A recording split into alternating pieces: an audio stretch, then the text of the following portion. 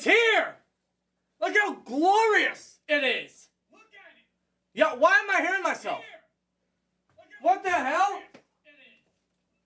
Bro, you're fucking it up. What the hell is going on right now?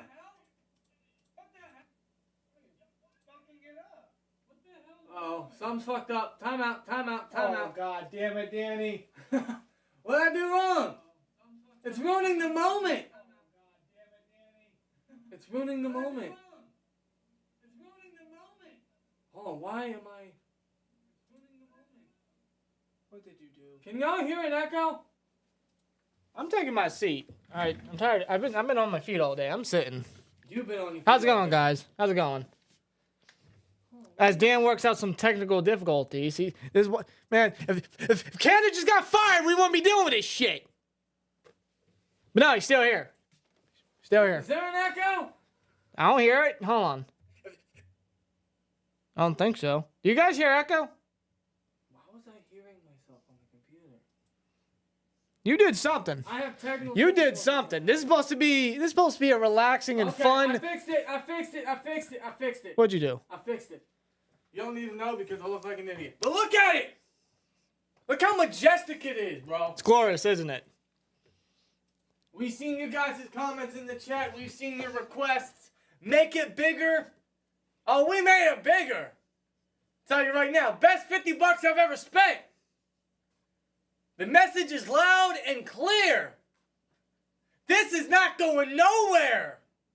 This is staying up until he officially leaves the city of Pittsburgh. I think at this point he's gonna outlast Doomsday at this point. Because he's still got a job, guys. At this point, I won't be able to see the day he's fired. Because it's not going to happen. But this is not going nowhere, ladies and gentlemen. This will be the background for the remainder of the season until this guy goes. Uncle Howdy says we should bring that to a game. Oh, I would love to. Are you kidding me? We wouldn't even hesitate. We would not hesitate one bit. Cheap plug. Shout out to SeatGeek for sponsoring today's live stream. Today's bye-week Q&A.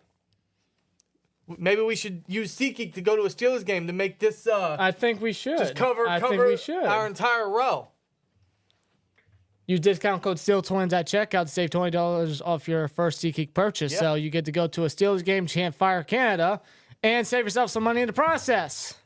But yes, it is the bye week, as we all know, thankfully. So we told you guys last night at the end of the stream that whenever this arrived, we would go live for the unveiling and for a little bye week Q&A. Didn't think it happened this soon, but here we are. And the Chiefs are up 16-0. No one cares about this game. We only have it on because it's something to look at. Oh my God, Taylor Swift is at a Chiefs game. She's rooting for Travis Kelce. Who cares? Gosh, like every 5 seconds they gotta highlight Travis Kelce. All I see is Taylor Swift and Britney hugging each other. Who cares? God, bro. What they freaking do. Oh my God, an NFL player is dating a celebrity from Hollywood. They won't make it past the Super Bowl, bro. I'm telling you right now. Regardless. How you guys doing, man? How are you guys doing? How's your guys' night so far? Hope you guys are enjoying your guys' bye week. I know we are. Especially now. This makes me happy. This is the happiest I've been all season. And again, this isn't going nowhere. So a little bye week Q&A. So any questions you guys might have, feel free to put them in the chat. We will answer as much of them as possible. So appreciate all you guys. That man has a family. That man has a family. Who are you, Jim Ross? Good God Almighty! For the love of God, that man's got a family. Enough is enough. Are you kidding me? Okay. You act like these people, man, and we're talking about Steelers media, by the way. All of a sudden, they're like, oh, this is overdone. This is embarrassing at this point with the Fire Canada chance. And Adida Kinkabwala wants to come out. You know, at this point, you're hurting his family. First of all, He's hurting my family. We're not targeting his family. This has nothing to do with his family. No, this has nothing to do with Matt Canada, the person. We're all talking about Matt Canada and his job and the way he does his job, which is not good. It's as simple as this. If you suck at your job, you should not be in that position. Yeah, it's as simple as this. Say, for example, say a chef who works at a restaurant, he's got to cook. He's the chef. He's the head chef. He's got to make the recipes, got to make the meals, but he's not doing a good job at it. He's messing up the recipes. He's burning the food. The customers are not satisfied with their meals. And that's why the restaurant has 2-star reviews on Google. So what are you going to do? You're going to continue to keep that chef? No. No, he's ruined everyone's dinners. No. What you're going to do is you're going to fire that guy and look for someone new and better. Why would the Steelers not want to do that with Matt Canada? I have no freaking clue. And now you have all of a sudden, only because Pittsburgh fans started to chant "Fire Canada" at the Pens game versus the Blackhawks. Ever since that happened, now, oh, that's embarrassing. Oh, he has a family. I don't give a shit. We're not targeting Matt Canada's family. But you act like he's not going to find another job elsewhere. Oh, not in the NFL. Not in the NFL, but who's to say he doesn't go back to the college level? Or there's countless other jobs out there that can go to. The NFL is not his recipe. He's going to be well off. He's going to be fine. His family's going to be fine. Matt Canada, the Matt Canada OC, needs to be fired. And excuse the fans who wants this guy gone, chanted "Fire Canada" week 2 at Heinz Field. And he's still here, so fans are going to continue to voice their frustration because the Steelers are not making any moves. They're not making any changes to the OC position. Yeah. So the fans are going to do what the hell they want to do, and quite frankly, need to do, is voice their opinion. And they have every right to do so. They are fans of the team. But now you have people backing or changing their stances, which makes no sense to me. Like, why? Why? You were calling for this guy's job. And now because it has gotten a little excessive, not in my opinion, but to other people, it's become an embarrassment. No, it has not. It's become an embarrassment that it's come to this point. It's not embarrassing that the fans keep doing it. It's necessary. It's just an embarrassment. It's an embarrassment that he still has a job. Now it's come to this point. It's an embarrassment that ever since this guy has been the OC, this offense has been bottom 10. Yeah. The last 3 years. You know what's funny, too? The media, the Steelers media, they're saying, oh, this is embarrassing. He's got a family. You got to knock it off, essentially. But those same media people will go to Canada during interviews and be like, what do you think of the Fire Canada Yeah, exactly. chants? They feed off this. So I was like, what? So what? Oh, knock it off with the Fire Canada chants. But Matt Canada, how do you feel about the Fire Canada chant? What? What? Makes no sense to me. It don't. Makes no sense to me. And quite frankly, it's kind of fishy if you ask me. A little bit. I want to give a shout out to Cold Stu who's in the chat. Shout out to Sterling as well. Shout out to all you guys in the chat, man. Big time. Mercs, AC Harsh, Al, JH, him. I mean, Electric Visual. Shout out to all you guys. Yo to Ooh Walker. I mean, shout out to all you guys. But Cold, man, because he thinks differently than most fans. He brought up to us earlier that it's possible that someone in the Steelers front office or someone in the Steelers organization might have reached out to certain media by saying, hey, you guys got to knock this off. You guys got to cool down on this. You guys got to change your stance. You guys got to change your reports because this is getting a little excessive. We're getting asked about it all the time. That's a little fishy if you ask me. Once people start changing their stances, it's not because it's embarrassing. It sounds like a reach because someone else is in their ear. Yeah. They won't get access. They won't get to interviews or media presses or whatever the hell you want to call it if they don't change their tone. It's catering, honestly. That's what it sounds like. It's definitely fishy because, again, like facts are facts. Like the truth is right there in front of everybody in the Steelers organization about where the offense is and everything like that. As long as Canada's been OC. But this man still got a job. Why? Truly, why? Yes. Now, that is a theory, not confirmed, but that is just a theory because I don't understand why everyone universally Yeah. agreed that this guy needed to go. And now because it reached to the point of multiple home games, London games, AEW wrestling shows, Penn's games. What's next? And now it's gotten bigger on our wall. It's not going nowhere. And it's not going to stop anytime soon. No, it's not. I will gladly continue to lead this charge. I wouldn't be surprised. You know, the Ravens and Titans play in London Sunday morning. I wouldn't be surprised if I see more fire cannon signs in London. Yeah. It wouldn't surprise me one bit. I hope so. It wouldn't surprise me one bit. Like we said when it first started, man, we are the only way that this guy's going to be able to get out of here because the Steelers are too stubborn to do it. We are going to have to pressure them to get rid of this guy.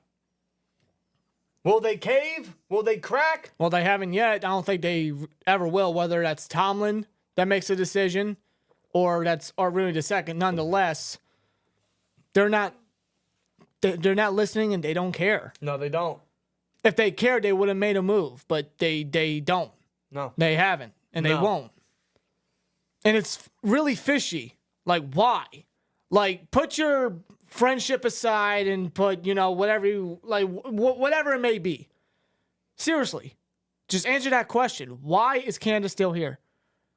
We've been talking about this for too long now. Way too long. We obviously talked about it yesterday. Way too long. But it's a shame that as of 10:13 p.m. on the East Coast of the United States on October 12, 2023, during the Steelers bye week, more than halfway through it, on a Thursday night during a terrible Thursday night football game, while I'm drinking Yingling Oktoberfest, celebrating the fact that I have a Fire Canada sign, talking to you fine people, fine Steelers Nation, fine NFL fans, that this guy still has a job. That the most simple thing the Steelers could do right now is not simple. Makes no sense to me. Everyone universally agrees this guy needs to be fired.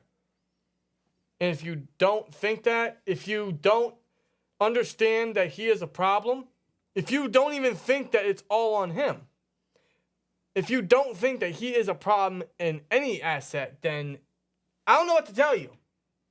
Well, what's more? What more can we show you? What more can we tell you? What more can be seen? Because after the bye, there's not going to be any change. No. There won't be. Hopefully better performance on the field, but even then, it's like I'm not getting my hopes up. No. I'm not holding my breath on that. No. We can all hope, that is the case. But as long as the coaching remains the same, you're going to get exactly what we have already seen. Well, like we said yesterday, we're going to state it again, man. And you guys can clip this. You guys can consider this a bad take. If I am proven wrong, you can definitely sprout this anywhere you want, and I'll gladly eat my words. But I know I'm not, because I've seen this team be the same thing for so many years now. And I already know that this season is a wash. I already know that this season is a waste because we're not going to win anything this year. We're not going to win anything further than what we've already won. So hear me loud and clear. After the bye week, nothing's going to change. Nothing's going to be improved. Nothing's going to get better. Don't be that fan that thinks, hey, we're going to get Cam. We're going to get Deontay. We're going to get McFarland back. We're going to get Muth back. Kenny threw a game-winning touchdown against Pickens. That might improve some things. No, it won't. Yeah. And why do I know that? Because I used to be that fan. Not too long ago. Fool me once. You already have. So I'm not going to be fooled again, man. Yeah. Not going to be fooled again. I already know where this team's going to go. And if you can't see it, then just sit and watch. Because it's what's going to happen, unfortunately. Yeah. Because I'm looking at the rest of the schedule. Considering how much earlier of a bye than normal the Steelers get, we will have 12 straight games throughout the remainder of the year. And our schedule doesn't really get that much easier. No. Because after that, obviously after the bye is the Rams. We all know how their targets are. Of Stafford healthy now. The Jags are next. The Titans, that's up in the air, depending on what Titans team wants to wake up. The schedule's brutal. The Packers, then we got the Browns again, our second meeting, and the Browns are actually the number one defense. Then you got the Bengals, who are looking to move up in the league after a slow start. The Cardinals, that's up in the air. The Patriots, that game's going to suck. Yeah. And that's Thursday night. That game's going to suck. That is going to do it. You know what? I'm not even banking on anyone scoring a touchdown in that game. Might be like that Dolphins-Steelers Monday night game, except it won't be the Mud Bowl. It might be like that one Thursday night game last year where no one scored. I think it was the Colts and some other team. You might be right. You might be right. Terrible. Yeah. Maybe it was the Colts and Broncos. Was it that one? Yeah. It was Matt Ryan and Russell Wilson. It was that one. Oh, God. But speaking of the Colts, after the Patriots, we faced the Colts, and then the Bengals again, then the Seahawks in Seattle, and then we got the Ravens to end the season. The schedule doesn't get much easier, and it's a long stretch the rest of the way. And we have Matt Canada still as the OC. We have Terrell Austin saying that Joey Porter Jr. is not ready to start yet. Dan Moore could be the starter at left tackle again. We have Mike Tomlin, who year after year just considers business by just winning football games, and that's it. It doesn't matter how we win, as long as we handle business in Mike Tomlin's terms. So just winning. So it doesn't matter how we win. Doesn't matter how ugly it was. Yeah, but just win. And that's the problem with Coach T and the organization, is they are just complacent and comfortable with just winning, no matter how fucking terrible it was. And it appears that because they win, everything's fine in the world. Everything's fine, sunshine and rainbows. The team's productive. But we've seen that for too long, man. Way too long. That's why the most simplest way I could tell you guys, and this is what I tell myself.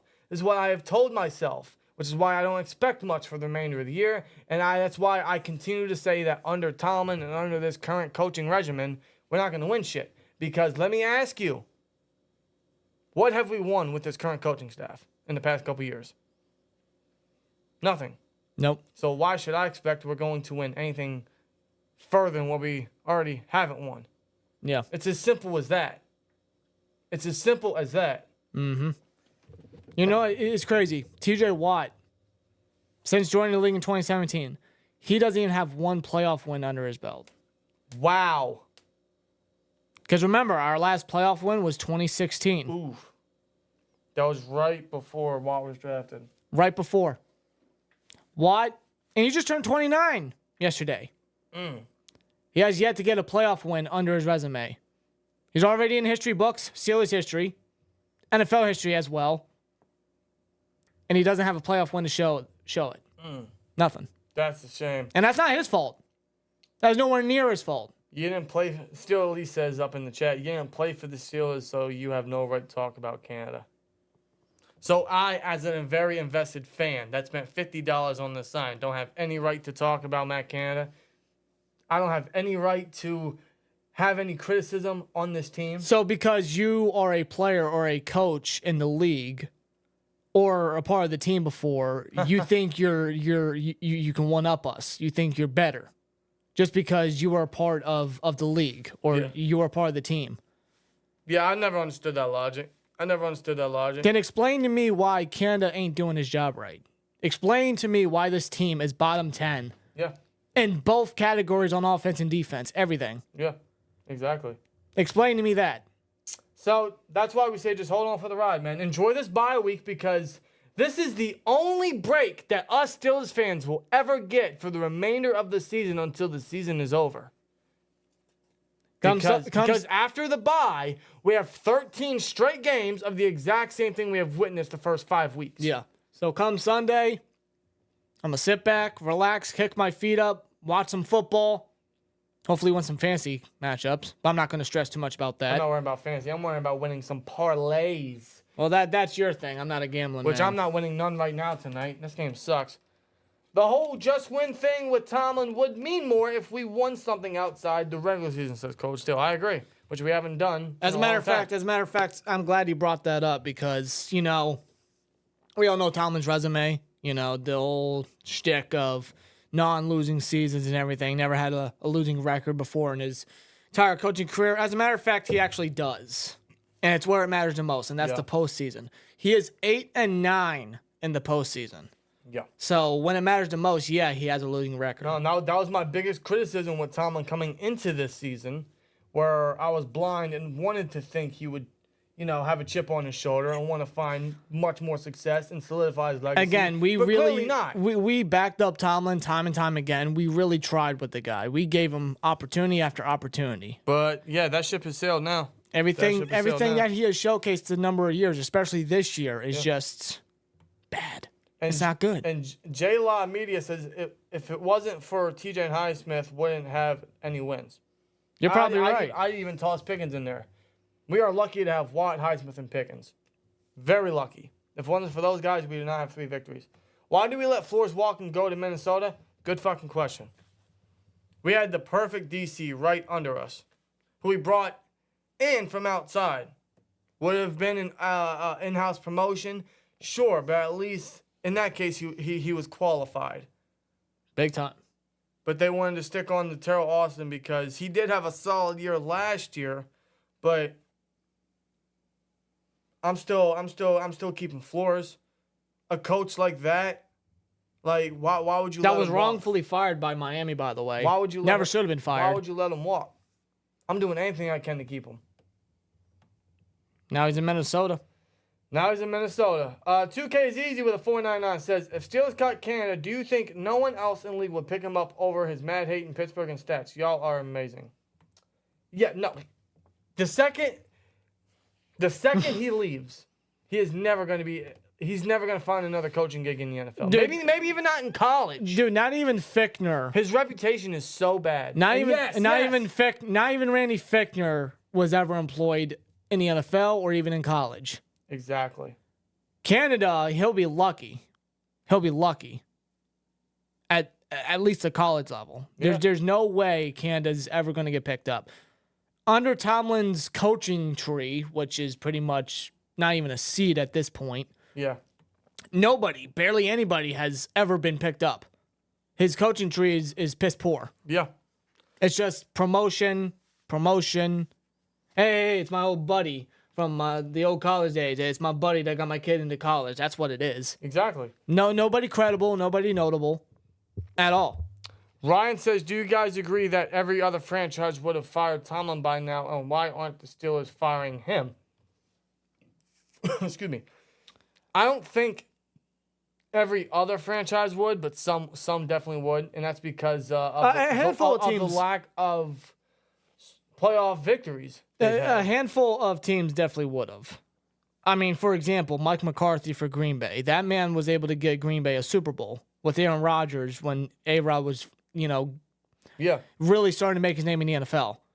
And even then, it's like that didn't save his ass and save his job. McCarthy in his later years with Green Bay was very bad. Yeah, exactly. And he got fired for it. And why aren't the Steelers firing him? Because they trust him too much. Art Rooney said himself, I would want no other coach to lead this team than Mike Tomlin. I have my full confidence in Mike Tomlin, and I think we can win some playoff games and Super Bowls. He's so blind. Very blind. Very, very blind. And we have reason to believe that Art Rooney II was the primary reason why Matt Canada was brought back, and he is the primary reason why he still has a job. Mike Tomlin might be out of control of that because it all starts from the top. We have reason to believe that because shout out to State of the Steelers. He was in the chat last night. He gave us some interesting information. I'm not going to spill any beans. I'm not going to say any names. I'm not going to say any groups or anything. But he has a certain source that told him, and I hope I don't get him in any hot water here, but he has a certain source that told him that the players and even Coach T did not want Canada back. But Art Rooney did. And Art Rooney is the man that has the final say and the man that writes it off. And why? Chemistry. We don't want to stumble Kenny and Matt's chemistry. What fucking chemistry? We are 30th in the NFL. Yeah. Makes no sense. It makes zero sense whatsoever. Makes no sense. And it goes to show as well, Art Rooney is either out of touch with the NFL or he has literally no idea what the hell he's talking about. Yeah. Maybe both. Yes. Maybe both. Something like that, right? Something. Like the man is very, very out of touch because he just lives from back in the day of how the Steelers once used to dominate the league and once used to win championships. Yeah. Colt said, I can't get over the gross and unseemly banner in the background. That's not going nowhere. It's not going nowhere. Gross and unseemly, huh? It's not going nowhere. And I see what you did there. I think it's pretty gross that Canada's face was highlighted all the time. See, that's why I got this, preferably to be the poster. Because I was entertaining some designs where it's him with the McDonald's gear, or him as a clown, or even him.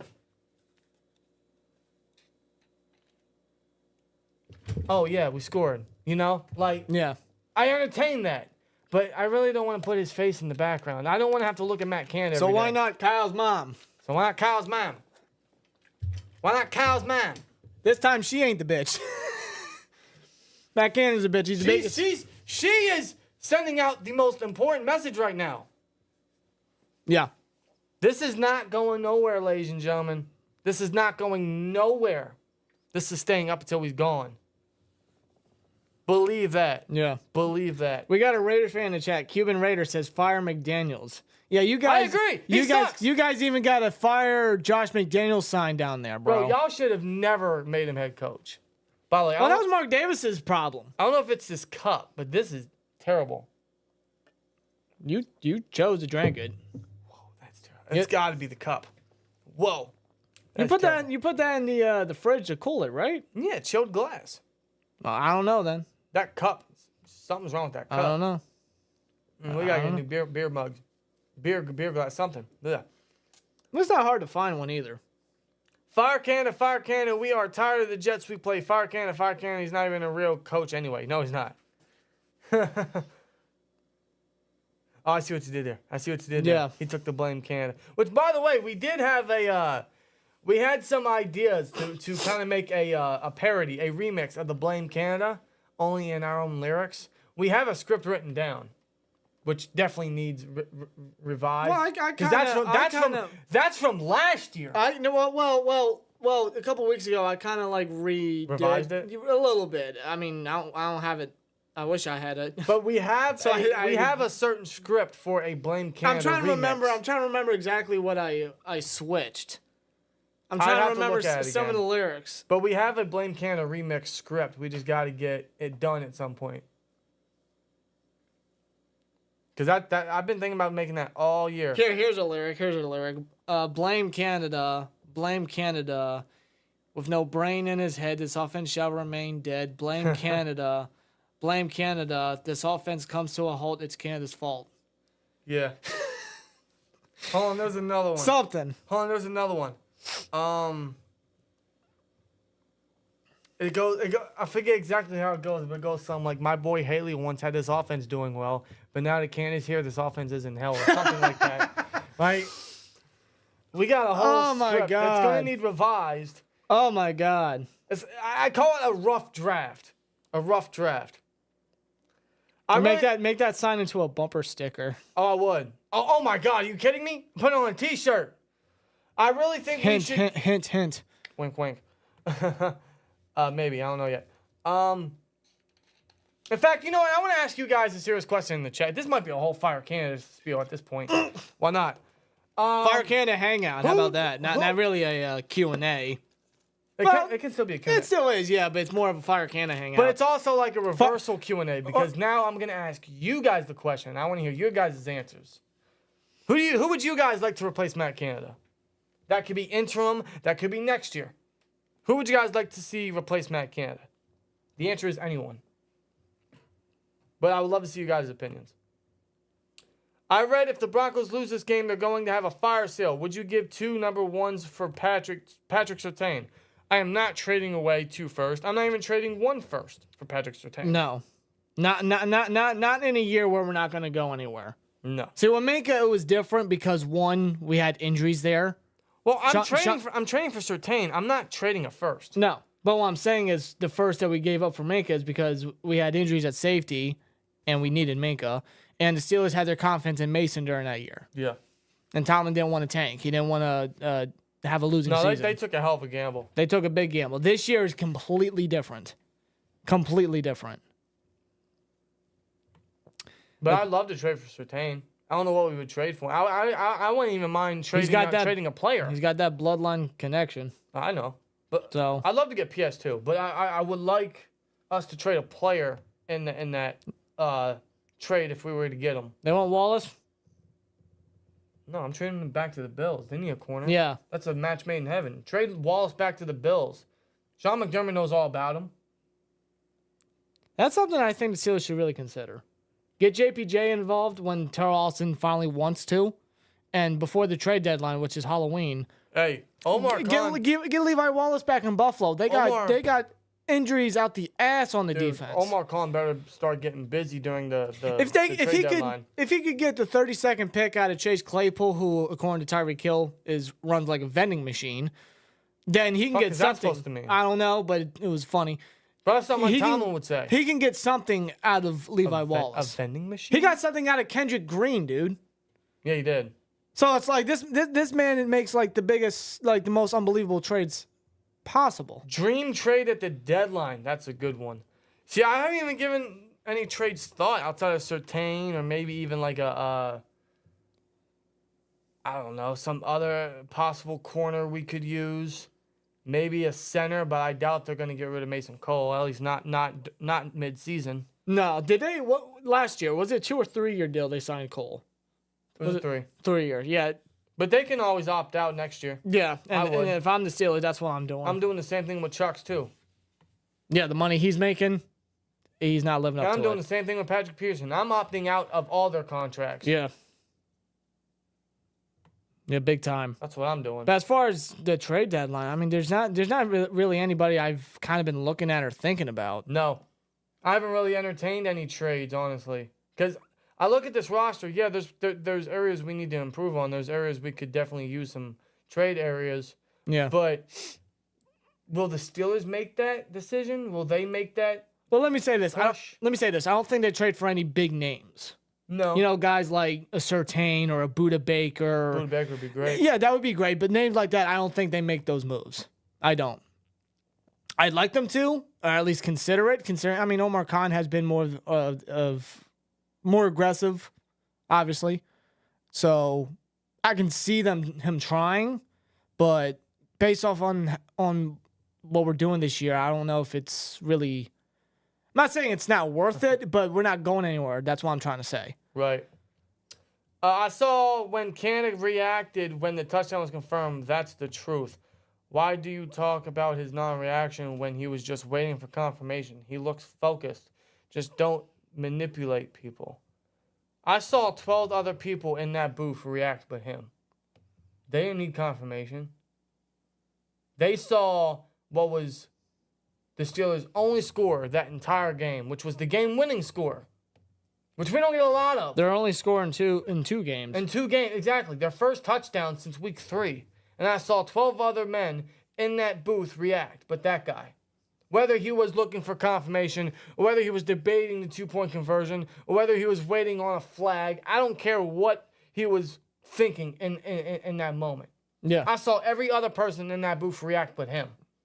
Because remember early, and he's the OC, the primary play caller. So you're telling me the man that makes the most calls for an abysmal offense finally sees a score, which is his fault we don't see a lot of. Yeah.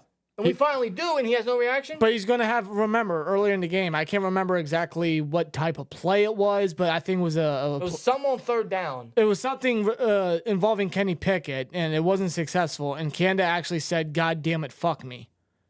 You could audibly you could audibly see lip sync what he said. He said, he backed up, reacted, said, "God damn it, fuck me." But he's not going to react to a touchdown. Yeah, exactly. Like that. It's kind of weird. It's kind of odd. Have to get some Steelers beer glasses from our secret source. He's got everything. The guy I purchased the seat from 3 Rivers. Yes, I know who you're talking about. I haven't bookmarked. Yep. Well, not on this laptop, but on the PC. Which, by the way, I want to move the PC over here. Yeah. Because it's a lot more accessible if I just, rather than, I don't know where the buttons are, Yeah. Yeah. Looking like Kevin Colbert at a press conference. Yeah. During his last year. Gotta look closer. Like, why? I can't hear you. Yeah, we're still working in this studio here.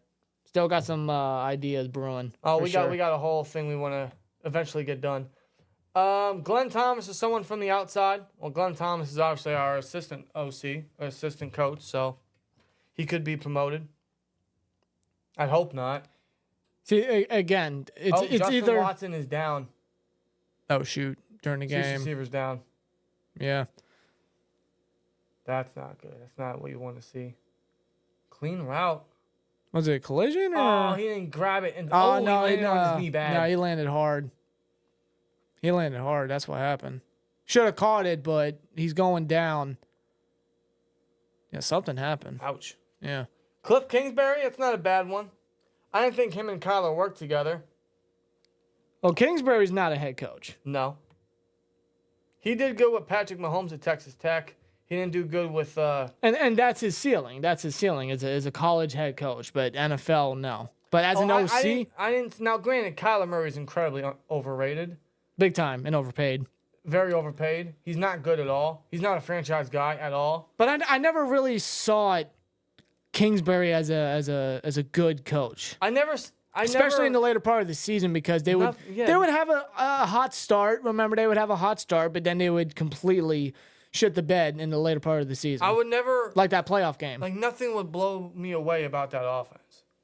And that's Kingsbury as a head coach. As an OC, that might be different. Yeah. And some people are probably just better off being coordinators. Yeah. Like a Josh McDaniels. He's better off as a coordinator, not a head coach. Yeah. Simple as that. Same thing with Dan Quinn. Yeah. He's better off as a DC, not a head coach. Yeah. Some guys are just not meant for the higher roles. Exactly. But the lower roles, I mean, that's their bread and butter. Simple as that. So yeah, that would be an interesting... Kingsbury, I wouldn't shy away from it. I wouldn't. Let's see. You guys also say, of course, Pep Hamilton would be great. I think that's someone we should have brought in a couple years ago when we didn't. Did we interview him? We did. But that was for a minority reason. Yeah, because that's what it was. That's what it was. We were required to, because that's the new league rule. You have to interview at least one or two minority coaches while going through a certain coaching. That's the Rooney rule in general. Well, yes, but now the NFL has made that a priority. Mm-hmm. We did that just to claim and fill out the minority role that, hey, we interviewed this guy to fill that requirement. But it's unfortunate 9 times out of 10, those people are not even highly considered. Oh my God, bro. What? I quit. I fucking quit. What? What happened? What I miss? That was the same year we promoted Matt Canada. Oh, it was? It was. We fucking interviewed this guy, and we still decided to promote Canada. What's Pam Hamilton's role now? Is he with Houston? No, I don't know where he's at. Does he even work now? Is he available? He's available. Last I heard, he was the coordinator for the Texans last year. Well, that's with Davis Mills. And he was not retained under D'Amico Ryans. No. That's weird. I mean, Davis Mills wasn't good last year. Hence why C.J. Stroud's at QB. I mean, sure, but I don't want to go with that excuse. I know, but because still. I don't care who your quarterback is, man. If you can't scheme around it, then what does that tell you about a coach? I mean, you have a great point there. You do. I mean, Eric Bieniemy, for example, Sam Howell. Yeah. I mean, Sam Howell's like close to being one of the leaders of passing yardage. So, yeah, Hamilton's available. I can't believe we interviewed that guy and still went with Canada the same fucking year. Yep. Wow. That's what makes me think. Chris Forster from the Niners. Yeah, their run game coordinator. Yeah, him. He's right under Shanahan's coaching tree. Who was their last run game coordinator? Mike McDaniels. Mm-hmm. Look what he's doing. Ken Wisenhunt, I don't think he's coming back into football. No. Someone said Orrin Anderson. What the hell? Ben Roethlisberger, that's going to be tossed around. What does the offense need aside Heisenberg out? We need Kenny Pickett to start playing like a first-round quarterback. We need to change the entire offensive scheme from the coordinator position to the O-line.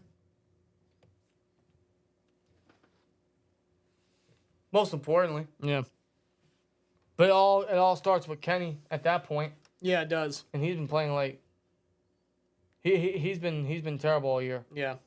He really has been. You see certain improvements game by game, but it's not lighting the world on fire. No. Like after that Raiders game, he should have used that to grow and build upon. He didn't. Yeah. He didn't. Not one bit. Autumn McCaddy with 199 says they should hire someone from the 49ers offensive staff. I agree. We need to get someone underneath that coaching tree, underneath that offensive mind. Shanahan, McVay, even a Zach Taylor, a Stefanski, one of those guys. Mm-hmm. Like last year, I remember this offseason, man, we were pounding the table for Thomas Brown, who was the assistant head coach, and I think it was a former tight end coach for the Rams under Sean McVay. Yeah. Under McVay's coaching tree. Guess who else came from McVay's coaching tree? Zach Taylor. He was the quarterback coach. The year Goff went to the Super Bowl. Yeah. Look at him now. Yep, look at him now. The Bengals have seen so much success ever since then. It's crazy, bro. Now Thomas Brown is the OC for the Panthers, and they're not lighting the world on fire. He has a rookie quarterback. He has no targets. They're not lighting the world on fire. They're not doing anything crazy. No, Panthers don't have a win yet, but no, they don't. They might be the. Are they the only winless team now? I think the only winless, yeah. Oof. Yeah. And if it wasn't for the splash plays, we'd probably be right beside them. It's crazy to think about that. I saw a comment about Jalen Johnson. Yeah, here we go. Have you guys heard of Jalen Johnson trade target rumors? Yes, I have. Yeah. I would like that. Yeah, that's been going around lately. Because the Bears are really trying to push him in as a number one, and I don't think he is a number one, but he's a very, very serviceable number two. Yeah. He's still young, a lot of starting experience. I always thought he was very, very decent. Hell, he's my age. Holy shit. Wow. Yeah, wow. Yeah. It's a possibility, especially if they really wanted to get rid of Wallace, for example, given the Buffalo, they need the cornerback help. And you could, whether you start JPJ or not, you can still use them in rotations and everything like that. You know, getting them in some certain packages. And you want to trade a late round capital, whether that's from the Wallace trade that you may do or the Kendrick Green or Kevin Dotson trade that happened. Get that to get Johnson. Yeah. Now, Johnson is not a splash player. He's not going to get a lot of turnovers, but he is very good at man coverage. He's always getting his hand on the football. I would love that. Yeah. Any way to improve corner, honestly. And we do think trading Levi Wallace to the Bills is a realistic opportunity because Tre'Davious White's out for the year, and he knows McVay's system. Yep. He knows McVay very well. I think that's a realistic possibility that we should not shy away from. The second that Terrell Austin has any confidence in Joey Porter Jr. being a full-time starter, you make the call to Buffalo. Yep. Because no one else is going to want him.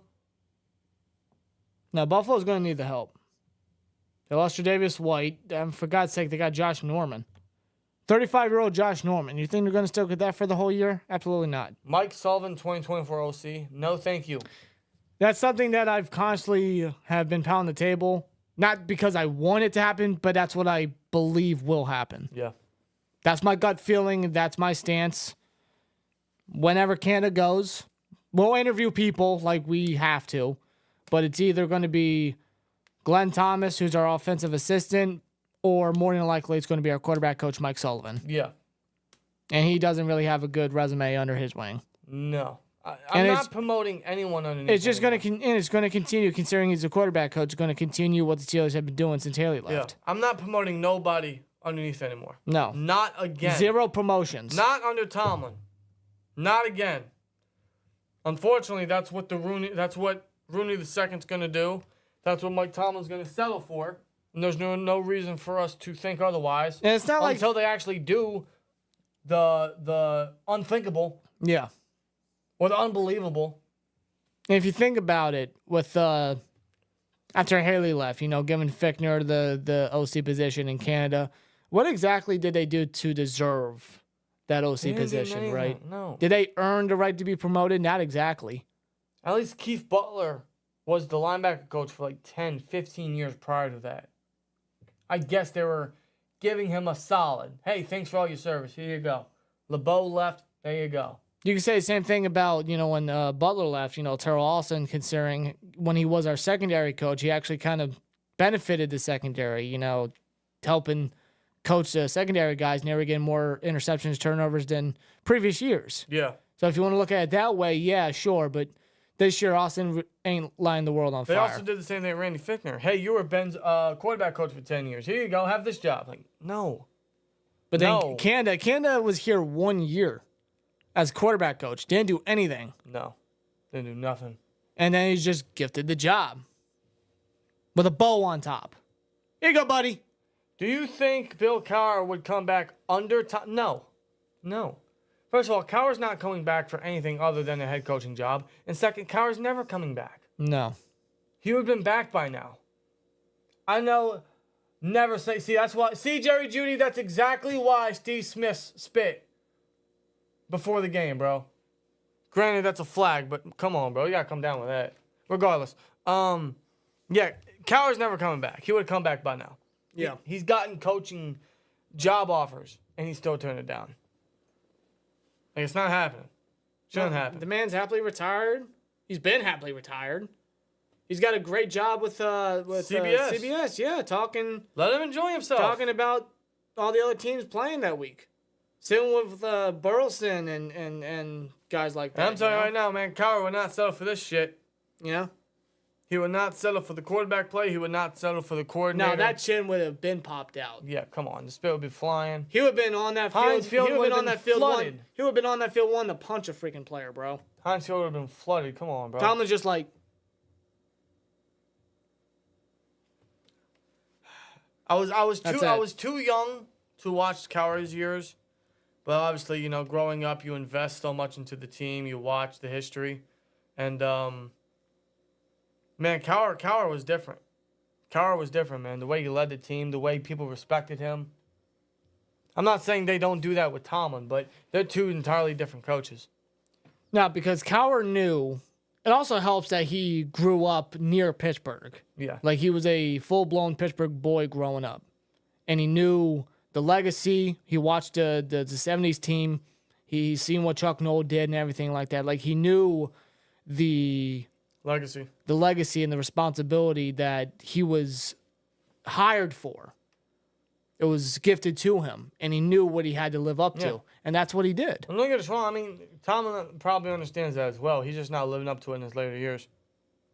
No, definitely not in his later years. At least toward the end of Cowher's year, he was really pushing. And I thought Tomlin would do the same thing, but he's not. He's not. And all my previous thoughts from previous years and previous playoff experiences and experiences versus elite teams and this and that, they all just collectively came back, and now it's run true. It's been confirmed after this year, for sure. Yeah. Unfortunately. So there's no reason to believe that. Shoving that printed out photo into the ref's shirt to show them they were... Dude, yeah. Cowher was different. Man, Cowher... God. He got a hefty fine for it, but that goes to show Cowher didn't play around. I forget what team... Maybe it was the Bengals. I forget. But there was like a blocked... Was it an interception or a blocked field goal? Either way. It was a blocked field goal. The blocked field goal. The guy picked the ball up. He's running down the Steelers sideline, and Cowher wanted to punch this motherfucker, bro, but he hesitated because obviously he can't do that. But bro, he was about to hit the dude, man, with helmet on and everything. Yeah, the man wanted to knock him out cold. He wanted to go back to his old playing days. He wanted to go back to his old playing days and tackle that guy. I'm so jealous of the people that got to watch Cowher's years because I was too young. Yeah, man. Damn. God, bro. No, the closest we got with Tomlin is him and Jacoby Jones. Thanksgiving. Yeah. Ravens game. That's the closest he got. That or him. Tomlin trying to get a good look, like what's going on, and then next thing you know, Jacoby Jones is running right up beside him. Tomlin just gotta scoot out of the way a little bit and save a touchdown at that moment. He's grinning on the Titantron and everything. He knows what he did. Either that or his post game argument he had with Reggie Nelson after we beat them and became AFC North champs in 2014. Yeah. And then lost a week later to the Ravens in the wild card. Yeah, I remember that. Oh, yeah, I remember a lot of it. Yeah. I remember a Cowher team. Barry Foster ran for over 100 yards before halftime. Ben Morris went for 130 in the third. Third-string running back went for over 100 in the fourth. Monday Night Football versus the Falcons. See, that's news to me. That's incredible. Yeah. Man, when the Steelers... That's their foundation, man. Ground and pound, right? Yeah. Run that fucking ball. It was back in the day. It was very successful. It can still be successful today, but it's not the lead way of winning the NFL. It's not the now. lead way. And that's what's funny because Art Rooney's, he wants to go back to old school Steelers football, running the ball and hard hitting and dominant defense. That just exposed how outdated he is. Not only outdated, but he's making it that a priority. That's what he wants. And they're not even doing a good job at it. Not only are they neglecting what they need to do to get in touch with the NFL and be aggressive in the passing attack, they're neglecting that and making that worse. Yep. And what their priority is, it's not even working. We're ranked 30th in rushing offense. 80.4 rushing yards per game. So even our priorities aren't straight. Wow. That's a crying shame. Yeah, that's rough. Wow. Yeah, it's rough. That is really rough. Electric says, Drew, how do I pronounce his name? Petzing. Drew Petzing is OC. I would like that. Would he lateral from OC to the Cardinals to the Steelers? I mean, granted, people lateral from the Steelers to the Cardinals all the fucking time. That's the Steelers graveyard over there. I mean, look at Dobbs and Connor. But they're finding great success. Good for them, man. That's very, very, very good to see. Yeah, Connor's hurt. He's out at least 4 weeks. But even before that, he was one of the top leaders in rushing yardage. Yeah. Josh Dobbs, man, he looked outside of last week where he threw 2 interceptions, but he looked very solid. He's looking more composed and more of a complete quarterback than he ever did. But you see what Drew Petzing's doing with that. He doesn't even have Kyler Murray, and I know the Cardinals aren't lighting the world on fire, and they don't have a lot of wins, but you look at them, they show some fight. They do. Like, it really makes you think. Man. They beat the Cowboys. They did. The Cowboys just got blown out by the Niners, to no one's shock, because Cowboys cannot. They are not a legit team. And the first time they go up a legit team all fucking year, they shit the bed. Again, to no one's shock. Yeah. They're facing scrubs all season. Even when they went up against a scrub in the Cardinals, they still couldn't. No. Because any given Sunday is a real thing. Yeah, really. It really is. But yeah, Vigils, I really like that idea. It depends if he wants to lateral from OC to OC, but definitely, man. Like, I really like that idea. Yep. Levi Wallace needs to go. Couldn't agree more, Moses. What about some from the Detroit coaching staff? Someone from under Ben Johnson. Yeah. Did you see how dominant that offense is? Yeah, big time. Don't they have 30 points in almost every game? I think they do. Let me check.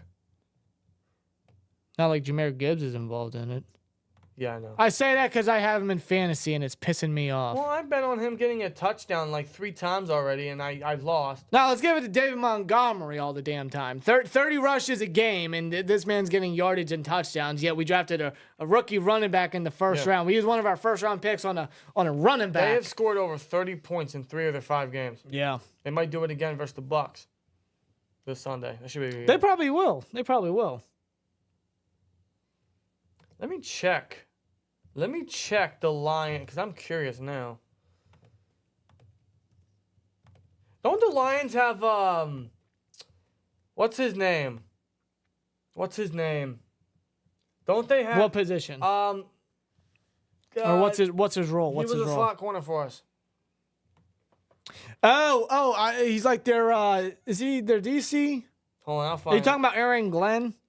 No. Is that him? Maybe. Look, no, Aaron Glenn didn't play it. He wasn't a Steeler. No, what? Oh, fuck. What's his name? I forget. Because I don't know who I think it's Aaron Glenn who's their DC. No, I'm thinking not a slot. Did I say slot corner? Yeah. I meant slot receiver. Randall L. Yeah, Randall L. He's the wide receiver coach for the Lions. I'm Antoine Randall L. Mark Brunell is their quarterback coach. Wow. Really? Yeah. Wow. Holy crap. Wow. See, look at that, man. Look at that. Wow. See, Dan Gilmore knows how to get a staff going. Now look at the Lions. They're 4-1. Man. They're on top of their division. What a story for the Lions. I'm proud of them. Wow. It's insane. That is crazy. Yeah, I wouldn't mind anyone under Ben Johnson. Didn't we interview Ben Johnson too? I can't remember. Yeah, his name rings a bell now that you mention it. I think we did. Let me see something. Menards, he says, what about John Gruden, guys? You take Kenny all the way. No. John Gruden is not getting back in the league. No, and he's fucking over. He's the most overrated coach in NFL history. I don't know why people keep bringing his name up. I get it. I get it because of that. Is not the success to NFL these days, bro. It's not. Ground and pound is not the key to success anymore in the NFL. No. You have to win through the air. Doesn't always have to be through the air. You can always have a balanced offense, but your primary has to be a passing attack. Correct. And you start off early. You start off strong, utilizing your passing game, making that elite, making that strong, making that dominant, making that the big impact on offense, making that your identity, really. Yeah. And then when the second half comes, when it comes to controlling the clock and controlling the game, that's when you want to usually utilize the rushing game to kind of seal the deal and close the game out. Yep. It's simple shit. It's not hard. Let me see. Like, come on. Do you think Art Rooney hears the fire Matt Canada chance? Everyone. If he's there at the game, if he's there at the games, there is not one. It doesn't have to be at the games. There's not one person in the Steelers organization right now that doesn't hear it, that doesn't know about it. Come on. He's got to hear it. They don't do nothing about it. They don't do nothing about it. Rooney likes ground and pound. Yeah, and that's why he's outdated. That's why he's outdated. Everything the Steelers do is so outdated. Promotions, ground and pound. Yeah, they still ignoring the fan. It's like, I mean, there's another freaking analogy here. It's like your toilet's clogged, right? What? Like, hear me out. It's like your toilet's clogged, or somebody clogged your toilet, right? Well, where is this going? Shut up. Someone clogged your toilet, and they're telling you, hey, the toilet's clogged and everything, and you're just like, okay. You're just letting it be. You didn't. And Matt Canada clogged that toilet. Bro, you could have literally just said sweep under the rug. Like, that would have been the most. No, I went with different. I went with something different, something more funny. Clogged the toilet. Yeah, Matt Canada. Yeah, that's what he did. Like, Canada clogged up the toilet. I guess. Someone lets them know, and they're just like, okay, whatever. Wow. Just letting it be, leaving it alone. That's one hell of an analogy. Yeah, I mean, why the hell not? Can't say you're wrong, but I was not expecting that. Expect the unexpected. Baker Mayfield guaranteed a Super Bowl appearance? Yeah, in Madden. Maybe as a backup. The closest you got to a Super Bowl appearance was being in that NFL commercial with Tom Brady. All right? No. Baker ain't getting anywhere close to that. Hey, it's your boy AJ. How you doing, man? It says, yo, twins, how are you doing tonight? We are great. We're doing good. Outside of this game, which the Broncos are trying to make a comeback as they make a sack on Patrick Mahomes on third down. Zach Allen, he's actually been a hell of an addition for them. It's a 2-minute warning. So maybe the Broncos, it's 16-18. Chiefs up, so maybe the Broncos can make a comeback out of the game here. There's no way. There's no way, no. But, yeah, we're enjoying that. Enjoying the chat with you guys, making this a bi-week live Q&A. So any questions you guys got, feel free to toss them in. But we mainly want to go live to just highlight the banner because this thing will be here for the rest of the season. To the end of time. I'm not getting rid of this fucking thing. Best $50 I've ever spent. This shit got here quick, too. Yeah, it did. Real quick. Makes me wonder what other things we should make and put on a banner. I don't know. It's a good question. We can make any custom design we wanted to and just put it on there. If we wanted to put our own logo on there, we could. If we really wanted to. We could, man. We really, really could. Yeah, Danielle says that thing is going to be there till he is gone. Danielle, at this point, it's going to be till doomsday, whenever that is, which could be 23, 85. You know, Canada's going to outlast all of us. Like, we'll be dead 6 feet in the ground, and Canada will still be here. Yeah, I will never be able to get to enjoy the day that this guy finally leaves the Steelers because he's not going to go anywhere at this fucking point, bro. Imagine a Sean Payton masterclass out of nowhere. He's done it before. You know, Sean Payton really reminds me of Mike Tomlin. And I was thinking this years ago. Yeah. I was thinking of this years ago because I always told myself, man, if the Steelers are out the playoffs, I'm rooting for the Patriots because I need my boy Breeze Hey, to win another one. whoa. I say Patriots? Yeah. Saints. Where's holy water? You're possessed, bro. Something ain't right. Something ain't right. Anytime the Steelers would get eliminated from the playoffs, I would root for the Saints because my boy Breeze needed another one. He needed more than one. He didn't get it. In fact, after we lost to the Jags, I went right to the Saints game after our post game. Yeah. And then that's when the Miracle in Minneapolis happened. Yeah. And literally, one of the few times I've ever watching football, my jaw dropped. I think everyone was shocked watching that live. God. But that hurt because I thought, man, if it's not us, it's the Saints, right? It's Breeze, right?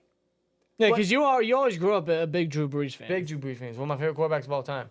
But Sean Payton, bro. how many chances did he have left to win another one with Breeze? And he never did. He always choked in the playoffs. He always shit the bed at the end of the day. No matter how good the roster was. Alvin Kamara in his prime. Michael Thomas breaking NFL records. He had a good defense. Marshawn Lattimore when he was good. Right? Yeah. I mean, come on. He had this phenomenal team to surround Breeze around to give him one more. And he never could for how many years until Breeze ultimately retired. Mm-hmm. That's why I say Mike Tomlin reminds me a lot of Peyton and vice versa. Peyton reminds me a lot of... Is this going to seal it? I might seal it. Yeah, Harrison Buckner. Peyton reminds me a lot of Tomlin because they're one and the same. How many chances did they have to win one more with their Hall of Fame first ballot quarterbacks? And they couldn't. Nope. They barely got far in the playoffs. They choked. Yeah. They're one and the same. I always thought that. And now Sean Payton, what's he doing in Denver? They got one win. Dude, he sucks. He is not making any difference. Bro, he would have been better off just staying retired and keeping his legacy. Now, anytime someone thinks of Sean Payton, hey, remember the time he was the coach for the Broncos and he didn't do anything? Yeah, the Broncos traded, what was it, a first round or more than that, something like that? They traded a lot for this guy. Ref screwed Saints versus Rams. Absolutely. Oh, that was, come on, that's the most obvious fucking call. That they did. Although I will say the game did go into overtime and the Saints still could have closed it out. It went in overtime. They were going down that drive. But what I'm saying is... How is that not passing? What I'm saying is although the refs missed the call, it should have been called, but the Saints still had the opportunity in overtime. You're right. After that. You're right, but it was never going to go in overtime if they called it.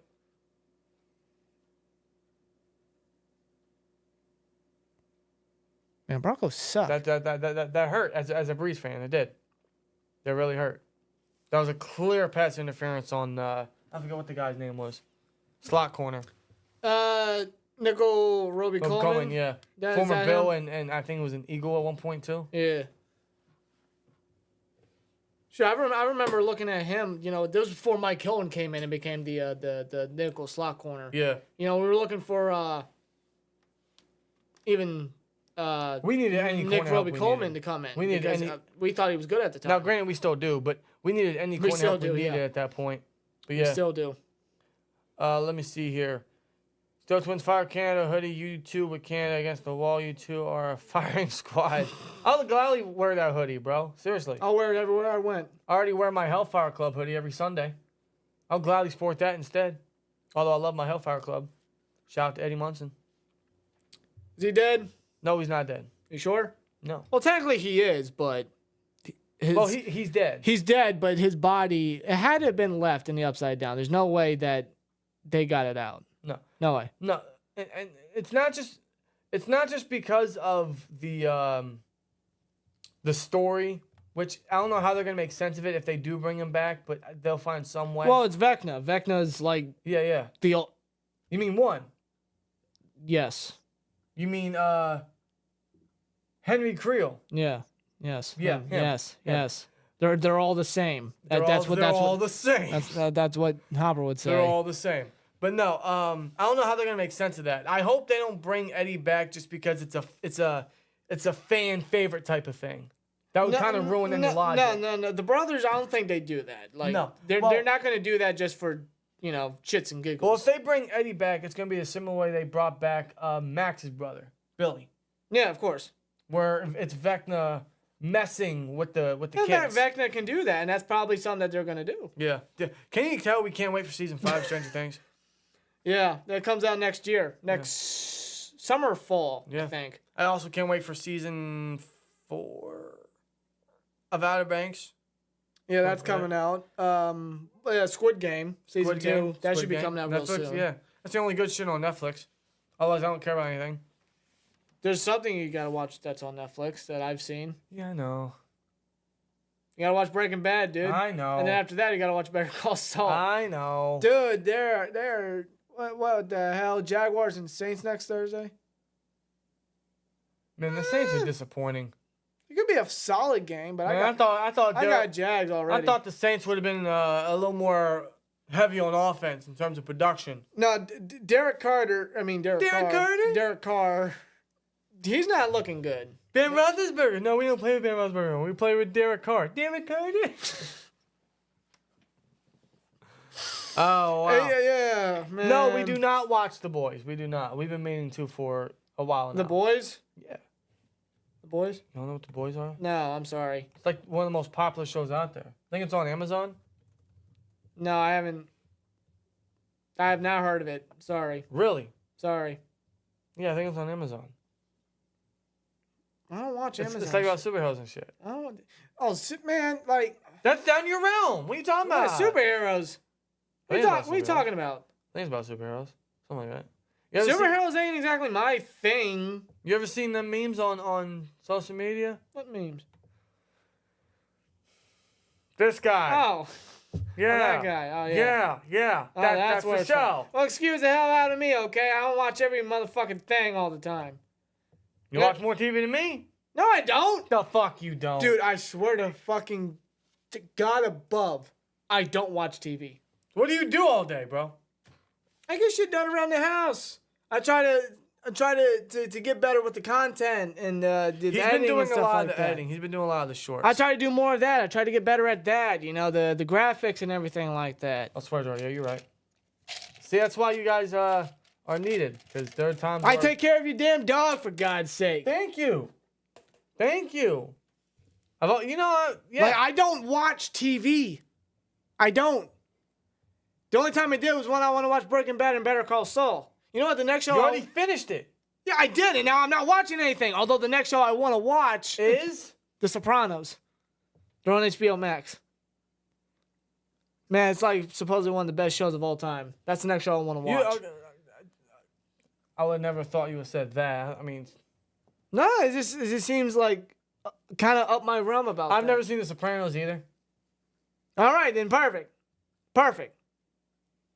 But you got to watch Breaking Bad, bro. Yeah, Joe, it's all good, man. It's all good, man. You know what I'm looking forward to? Is I don't want to say I'm looking forward to. I am, but I'm not.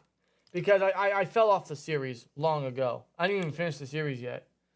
It's that new Michonne and Rick show. Another spinoff of The Walking Dead. Yeah. But it's going to primarily focus on Rick and Michonne, which we've been waiting for like 6 years now. Yeah, it was supposed to be movies, but then... They turned into a show because you can get more money that way. It's going to be a limited TV series. That's coming out. Because now they have this Daryl Dixon show where he's apparently... I've heard it's good. He's apparently in Paris, though. But I fell off the series. And then long ago. Negan and Maggie have their show where they're in like New York. I couldn't give a shit. Everything. I couldn't give a like, shit. Like it's crazy because when The Walking Dead first started, it was like the most popular thing in the world. Everybody. Oh, it was my favorite show. Everybody watched it. It was my favorite show. Everybody watched it. Every season. Then it fell off, and I stopped Big watching. time. And I don't care for it. I don't even care for the spinoffs. We haven't even we've seen every season but the last one. The last one's on Netflix, but we haven't seen it yet, and we haven't. It's kind of sad. It's kind of sad. I've forgotten the characters and the story for so long now that it's just we don't really have the interests at the moment into finishing the series. Prime Walking Dead was something. Let me tell you. Yeah. Season 1 to 5, maybe 6. 6 is kind of when it started. Yeah, getting out of Atlanta, going to Herschel's farm, and then the prison and everything, and the governor, and then Negan. Terminus. And then the Negan came in, like. Yeah, but then after Negan came in, it kind of just... Yeah, it was just like... It almost went back up with the Whisperers, but after that... Yeah, I fell off. With Ruby. And I just haven't found any care or any investment to get back into it. No. Hopefully this Rick and Michonne thing can kind of do that for me, but... Because I have to see that. I have to... As Cody Rhodes would say, I have to finish the story. I have to finish Rick's story, man. Yeah, it started with Rick. It's gonna end with Rick. Yeah, it's Michonne's revolution to find Rick. Yeah. Yeah. I think last time. No, GT. I have not watched Game of Thrones. I have not. No. I've not seen one show. Our older brother did, but we were younger, and that wasn't really our thing when we were younger. You know, it was always about, wrestling and Steelers and video games and all teenager shit. Yeah, I have not seen one episode. Zach says, you guys are the best, but every time I see Canada on your stream, I think he is dunzo. But we keep that shit for life like herpes. It's an Eddie Murphy joke. Yeah. Well, that's why I didn't get his face on the poster. I couldn't stand looking at Matt Canada. Why would anyone want to see his face? Bad enough I see him on TV, and I scream my TV every time. By the way, Matt Canada. Go fuck yourself. We haven't done it yet, that thing was, Yeah. that thing was due. Is that overdone? I don't think it is. Mike Tomlin doesn't have a coaching tree. Why is that? Because all his coaches underneath him suck. Everybody. Now, granted, Bill Belichick doesn't have a great coaching tree, but at least his coordinators got head coaching jobs. Yeah, they got opportunities. Every other coordinator Mike Tomlin has had didn't even see another job in the NFL. What does that tell you? Yeah. Fucking sucks. How the fuck is Daryl even in Paris? He's in Paris? What? Yeah, I told you, the new show. Yeah, he's in Paris. How the fuck did he get into Paris? I don't know. 15 years into the, what's it called? The apocalypse. Yeah. I don't know. I don't know. Did he just find a working plane that hasn't been flying in 15 years? Did he just canoe on a random makeshift boat he did with leather and snakeskin? Like what the hell happened? How did he... Does the Eiffel Tower still stand? I don't know. These are the questions I need to know. I don't know. What? Paris? How did he even leave the States? I don't know. Wow. Your South Park cartoon Fire Matt Canada keeps getting bigger and bigger and bigger. I see what you did there. Great movie, by the way. Great movie. In fact, if I didn't have to go to work, I'd say let's get off the stream and go watch that movie. That's how hilarious it is. But I think I have to work tomorrow. Oh, it's classic. I think I have to work tomorrow, unfortunately. Yeah. Yes, we do watch wrestling. Yeah. We're not incredibly invested like we used to be growing up, but we still watch it. More so in AEW compared to WWE. I'll watch the pay-per-views. I'll watch the Raw. pay-per-views, yes. I'll watch Raw. I'll watch the Bloodline stuff. I acknowledge my tribal chief. Yeah, you got to acknowledge him tomorrow night.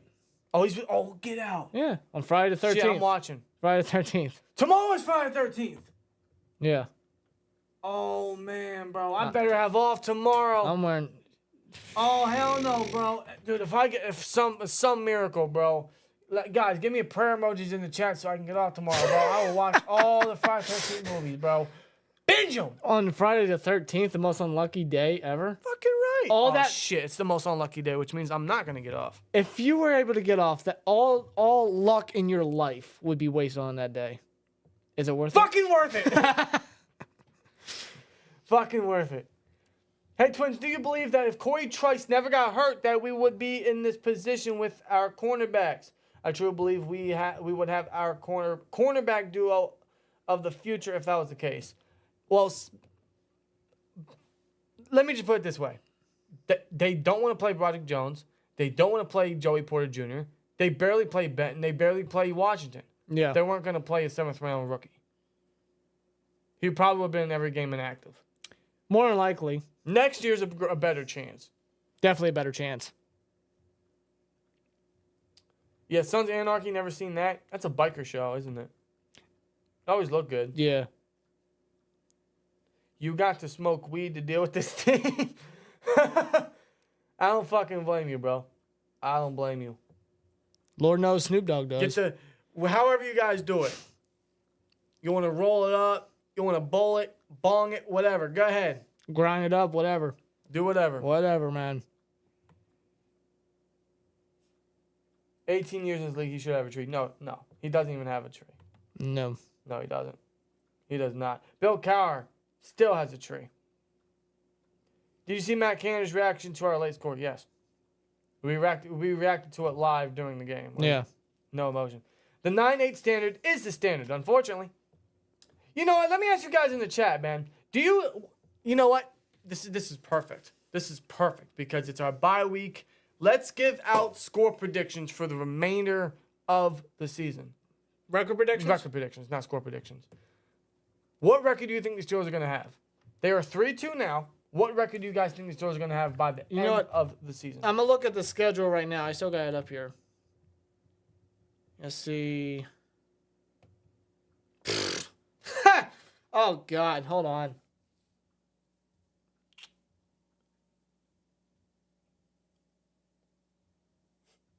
You guys really put the prayer emojis. That's fucking awesome. Yeah, I'm looking at the schedule, man. I don't know. If trade Najee in a second round for Pat Surtain, I don't hate that. I don't hate that at all.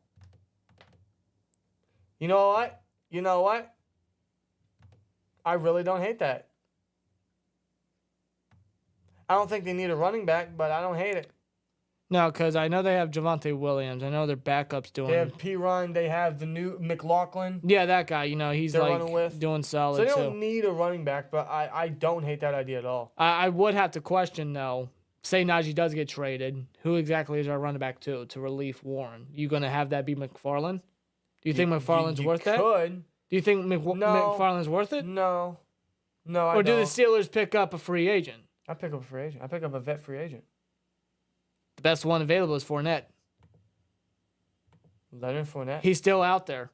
Is he really? Yeah. Kareem Hunt got picked up. There's not really anybody else out there. He's Robinson, former Jags running back. Yeah, is he available? Is he available? It's like he's like Philip Lindsay all over again. Like why? Like he's a good running back. Why is he not? Running backs are a dime a dozen. Yeah. You guys say 9-8, 9-8, 10-7 or 9-8, 9-8, 9-8 or 10-7, 11-6, 8-8-1. That tie will be against the Patriots. That would not surprise. 11-6. That would happen. 12-5. Whoa. I mean, Najee and Matt Canada for Patrick Surtain. 10-7, 12-5, 9-8. All right. You know what? This would be the year. Here's a new question. What?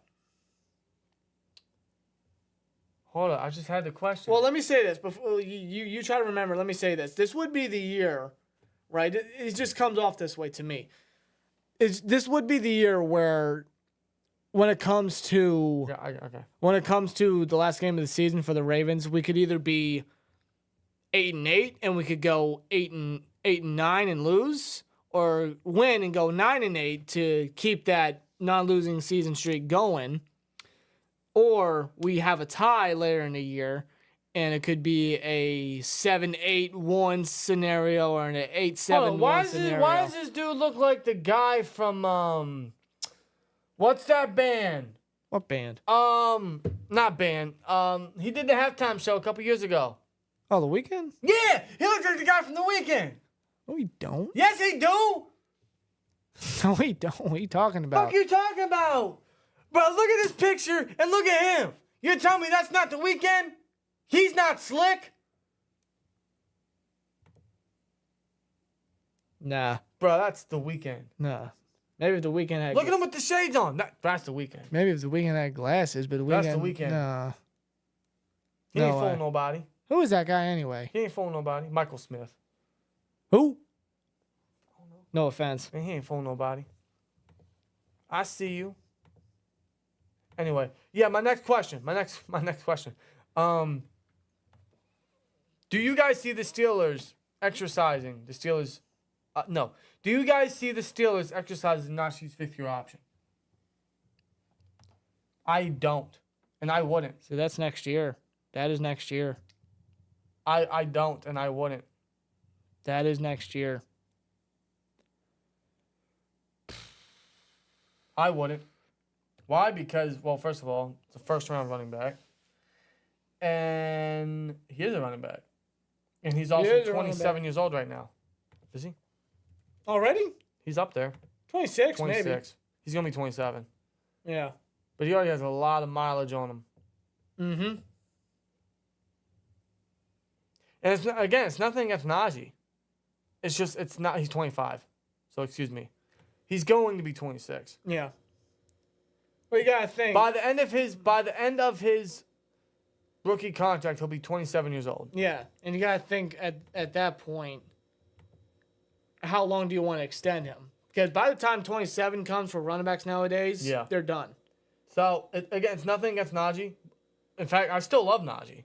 I think he's still a very good running back. He can be very productive if everything were to benefit around him. If they would use him like Warren, if they'd utilize his versatility, if he wasn't as predictable every time he comes onto the field, if the line would block better, if the scheming was better. Yeah. If they gave him room to work. Najee is very productive when given space and the time and everything, right? But unfortunately, he doesn't have that in Pittsburgh. I think he's in a bad scheme. Unless the scheme changes and then Najee can really burst onto the scene, I don't see that happening. So it's nothing against Najee. I think he's very productive. But it's just not just that. It's just the simple fact that you could go with any running back and be progressive in the running game. In fact, I still entertain the idea of trading Najee. We did that last year before the bye. Yeah. Because there were all these running back trade talks. I'm like, hey, why won't the Steelers get involved in this with Najee? Yeah. Warren's bursting onto the scene. Still is. I know you needed 2 running backs now in your system to succeed, so then you're left with that void, but Warren's really running the rock right now. And I will say this, it's not to say anything negative about Warren. It's not to neglect any of his phenomenal play. But if Warren were to be in Najee's position, he wouldn't have any different success, in my opinion. He's a more explosive back. He has better burst. He's much more productive in the ground game or in general when he receives the football. Yeah. He's an elite pass-catching running back, elite receiving back. But if they were to use him the same way they use Najee, it wouldn't be anything different. No. Not in my opinion. Because, again, man, it's tough running the football when you're in the Steelers offense where the defense stacks the box all the time. Mm-hmm. But Warren is younger. He has less tread on his tires. He is cheaper. Mm-hmm. And he is the more explosive back, which we need. But the second they were to use him the way they use Najee, I don't think Warren would have any greater success. Although he is the better back right now. He is a better back. He is the better back. But I don't want to just say, hey, trade Najee, let's run with Warren because he's having more success. Well, there is a reason he has a little more success. Again, it's not to take anything away from Jaylen Warren, but he is a rotational guy. He's a change of pace. They utilize his versatility. But once he's in there and in the ground game and they stack 8 or 9 guys in the box, it's going to be the same story. They both are averaging less than 4 yards a carry this season. Yeah. The run game sucks. Which is why we preach, use both of their versatility. It will make it a little less predictable. Especially for a guy like Najee. No, but here we are. Just every time Najee's on the every time Najee's on the field, it's a handoff, second and whatever. Handoff to Najee and stack the box, fighting for yards, barely 3. Defenses just know it, man. Yeah. They used a first round pick on this guy. Yep. And the way that they use him is just like, look at this. Why? Najee, 63 carries, 247 yards, 3.9 average. And 0 touchdowns. Jaylen Warren, 34 carries, 124 yards, 3.6 average. Yep. Which is why I say if they were to use Warren the same way they use Najee in the ground game, there wouldn't be much greater success. No. Because it's the same predictable garbage. That's where the versatility comes into play. Yes, and it makes everything a lot less predictable. Use Najee the same way you use Warren, man. And just... And Najee has showcased several times he's capable. Yeah. He is capable. The guy has serviceable hands. When he's in open space, the guy he's either going to hurdle you or run you over. Dude, these stats are or stiff arm the ever-living crap out of you and turn you into a basketball. These stats are stupid. Najee has 5 receptions all season. 37 yards. Along a 32. These stats are just stupid. Say that again? I need to hear that one more time. Najee has 5 receptions this year. 5. For 37 yards. But his longest reception was for 32 yards. So that means the other 4 catches are barely. No. Oh my God. And Jalen Warren, he's second in receiving yardage behind Pickens. Yeah. You use Warren a lot to dink and dunk for Kenny, to use him in receiving ability. Yeah. Why can't you do it for Najee? Trade for Taylor. I'm good. I'm not taking that contract. If I'm the Steelers, man, I am not paying any running back big money. Well, They dodged the bullet with Bell. Yeah, they did, big time. But why would Indianapolis trade away Taylor after they just gave him a boatload of money, the money that Taylor's satisfied with? Yeah. Although Zach Moss just had a banger of a performance. Yeah. It makes you question, like, do they need Taylor? Like, yeah, Jonathan Taylor's a great athlete. He's a good football player. Dude, you put... But again, and it speaks for just about almost everybody. Like, the names that they are. Great athletes, great players. They leave an impact. But the position that they play at Yes. is a big reason. It sure is. But I think anyone you put in the backfield for the Steelers, they're going to find little success. Because our run game is so washed. Our run game is so predictable. Yeah. It's terrible. So I don't care who's in the backfield. It's not going to make any look of a difference. No.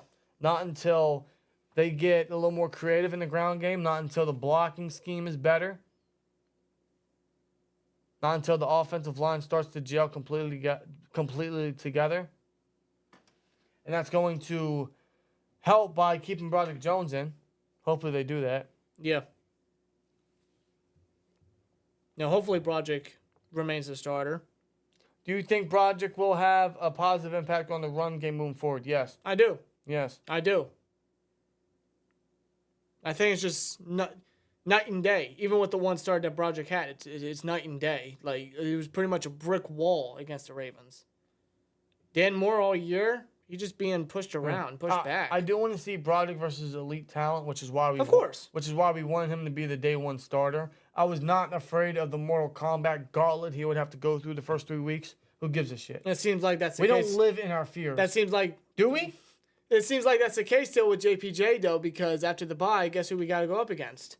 The rookie wide receiver making a name for himself, and Cooper Kupp. He's back. But you know what matchup really scares me about the Rams game? Aaron Donald against Mason Cole. Exactly. That scares everyone. And Mason Cole. Shit out of me. I don't know what happened, because last year he was actually a very serviceable center. He was not that bad. No. But this year he's been terrible. He has been terrible. He has been an absolute eyesore. He's been an obvious weak point. And now he has to go up against one of the best defensive linemen, arguably the best defensive lineman in all of football. Like a future Hall of Famer. And right now, Mason Cole is playing like a backup. Yeah. He's not playing like a starter. Yeah. Yeah. Mason Cole versus Aaron Donald is not going to be a He'll fun last matchup the at remainder of this year because there's nobody else that's going to replace it. So not even Nate Herbig. So the Steelers are going to have to game plan to have Sayamalu or Daniels help double team, which still won't help. They're going to have to keep in Najee or Warren to play blocker on certain shotgun formations. Yeah. But again, that still won't help because Donald is a monster. That scares the shit out of me. And the way Kenny likes to bounce out the pocket too much, that scares me even more. Yeah. I'm telling you, man, that Rams matchup is not looking favorable at all. Plus, we got to go to their house on the West Coast time, against an offensive mind in McVay, and anytime we go up against an offensive mind, it never ends well. No. You know, I wouldn't also be surprised, and I don't want this to happen, but I'm just saying, I wouldn't be surprised if Akilla Witherspoon gets a pick on us. He's got 2 on the year, and apparently he's looking real solid for the Rams secondary. And it's been a thing this year where former players that used to play for us, we're facing them, and they're like making plays and getting turnovers and everything. Arthur Millette got a sack last week. Yeah. Or this past week. Yeah, exactly. Wasn't there another one earlier in the year? Who was it? Well, remember John Bostic got the interception for the Commanders? Javon Hargrave got a sack week 1. Yeah. Like, Wow. The players we face always have good games against us. Mike Wallace and his 95-yard touchdown versus Artie Burns years ago. Like I said, John Boston getting the game-sealing interception where we had our first loss in 2020. Yeah. It's always something. It's always something. Fair. It's not fair. It's a kryptonite for this team when we go up against former players. Yeah. That didn't do not even a serviceable job, but then we face them, and then, oh my God, redemption, right? Yeah, exactly. Kendrick Green. Do you think Tomlin would ever be... That's who. Do you think Tomlin would ever be merciful to the fan base and retire? No. Because I don't think he needs to retire. I don't think he needs to retire. I think we just need a change of scenery there. It's been too long. It's been outdated. It's just like what Philly did with Andy Reid. Yeah. It wasn't working. It wasn't gelling. It was stale. It was old. Mm-hmm. They weren't being successful. And the fans, we all know how Philly fans are. Like, they were very vocal about, like, they weren't satisfied, just like we're not satisfied with Canada. And even Tomlin at this point, for real. Yeah. It's just at a point where it's just old and stale, and we got to move on. Simple as that. That's the vibe I get. But until Art Rooney II wants to grow a spine, that's not going to happen. No, it's not. They might even extend him. He's probably got a contract waiting right in his desk. Yeah. Let me see. Just waiting till the offseason. Because Tomlin's got, what, 2 years? I don't know. Something like that? They don't really expose that. I know they don't. Let me see. Come on, load up. There we go. These Gruden rumors are a joke. We need a Shanahan disciple. Agreed. Shanahan, McVay, Taylor, Daniels. We need someone under them. Yeah. That is a success to the NFL these days. Mike McDaniels came from under Kyle Shanahan. Zach Taylor came from under Sean McVay. I mean, come on, bro. Yeah, man. We need one of those guys. Who did McVay come under? And his coaching tree is really good. Yeah, it already. is. The McVay was, what was he, an OC before head coach? Yeah, he was under Washington for... Man, Washington, I don't want to say their original name, although I don't find it offensive. Some people do. Grow a fucking set. That's all I have to say. Washington had Sean McVay, Mike McDaniel, and Kyle Shanahan all at one point, I think. Was it Mike McDaniel? I think they did. Mike McDaniel was also the ball boy for the Broncos. It was. And they lost big time. Also, Kyle Shanahan was he was with the Browns for a small stint when they had what's his name? No, wasn't it Johnny Manziel? No, I mean the head coach. And I forget his name. No. I could have sworn Shanahan was OC by the time Manziel was their quarterback. He was. Yeah. He was. Was he OC? I think he was, because I recall seeing a video a few years ago of like some sort of play or something. Yeah, he was OC for 1 year. 1 year. Yeah, yeah. Because their head coach at the time, I forget his fucking name. I think you guys have it in the chat. If not, I'll find it. What was his name? God, what was his name? He sucked. He really sucked. Was it a Mike? Yeah. Mike something.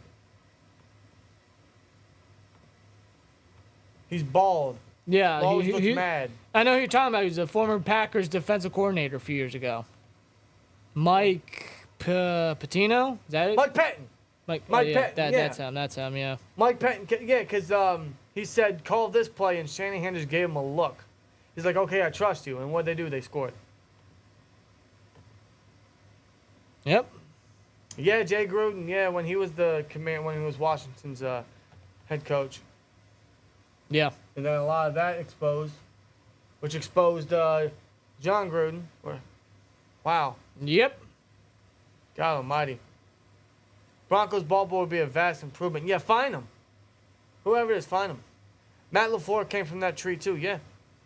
Yeah. That's what it was, yeah. Took the Packers to 2 straight championship games, although he had A-Rod. But even then, they're finding some decent success under Jordan Love. When Love's not trying to force the ball. Right. This is a big year for Matt LaFleur. These next 2 years are going to be a big year for him with the Packers.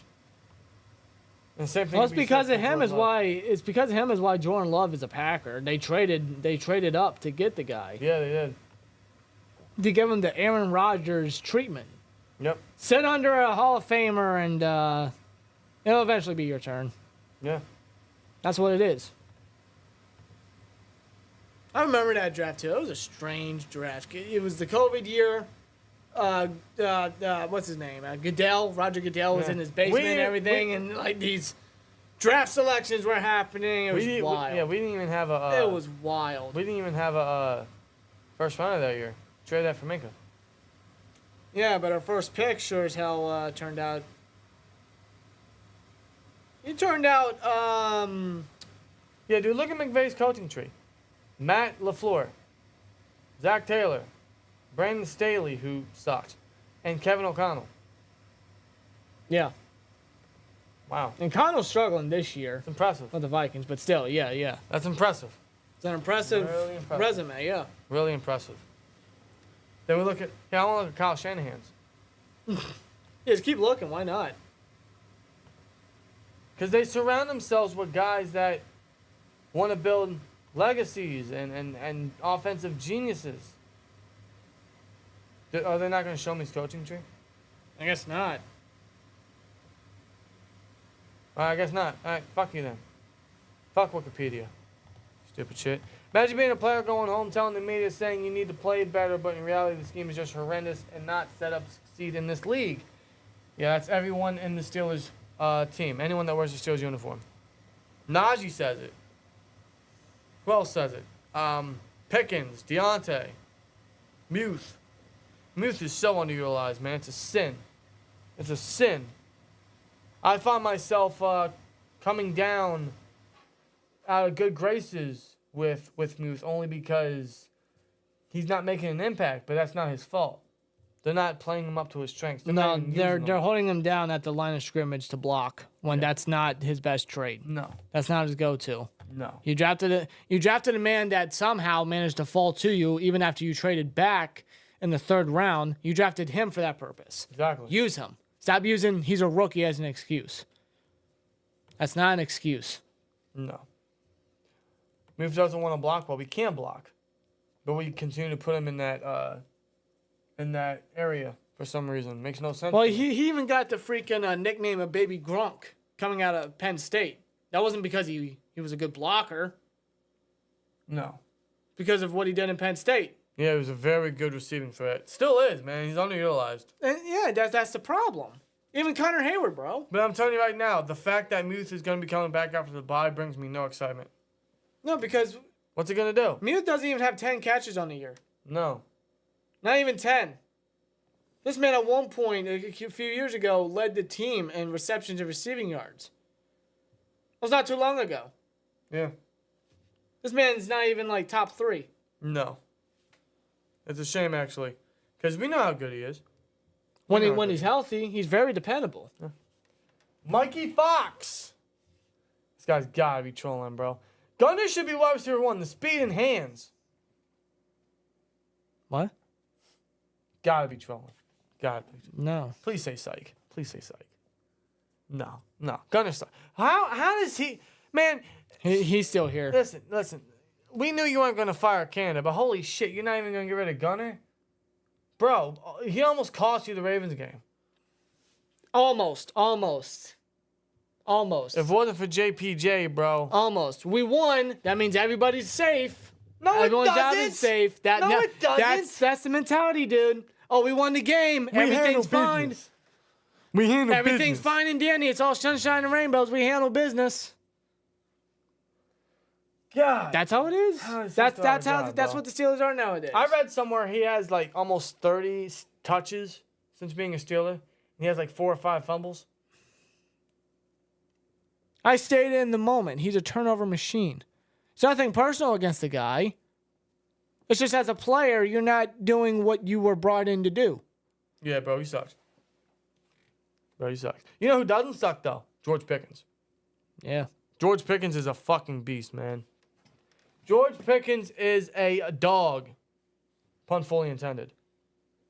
NR88. Remember the Matt Canada head coach rumors after preseason? Yes. They were jokes. Yeah, I know they were. They were jokes. Clearly, I know they were, but Jesus Christ. First place in the AFC North, that means everything's fine. Yeah, according to the Steelers and Mike Tomlin. But no, everything is not fine. Yeah, you know that gif of the dog on the table? Everything's fine. Yeah. This is fine. No, this is not fine. No, it's not fine. It's not fine. We should have lost to the Ravens if they knew how to catch the football. It's like, Our defense still sucks. Our offense, man, less said the better. but hey, we're first place in the AFC North. It's like Joel from The Last of Us. Everything's great. It's no, not. it's not. It's not. That says more about the division than it does our Steelers, bro. Yeah. And like we said, man, keep this as a reminder. Nothing's going to change. Nothing's going to get better. We're going to have to experience 13 more games, 13 more weeks of what we experienced the first 5 weeks.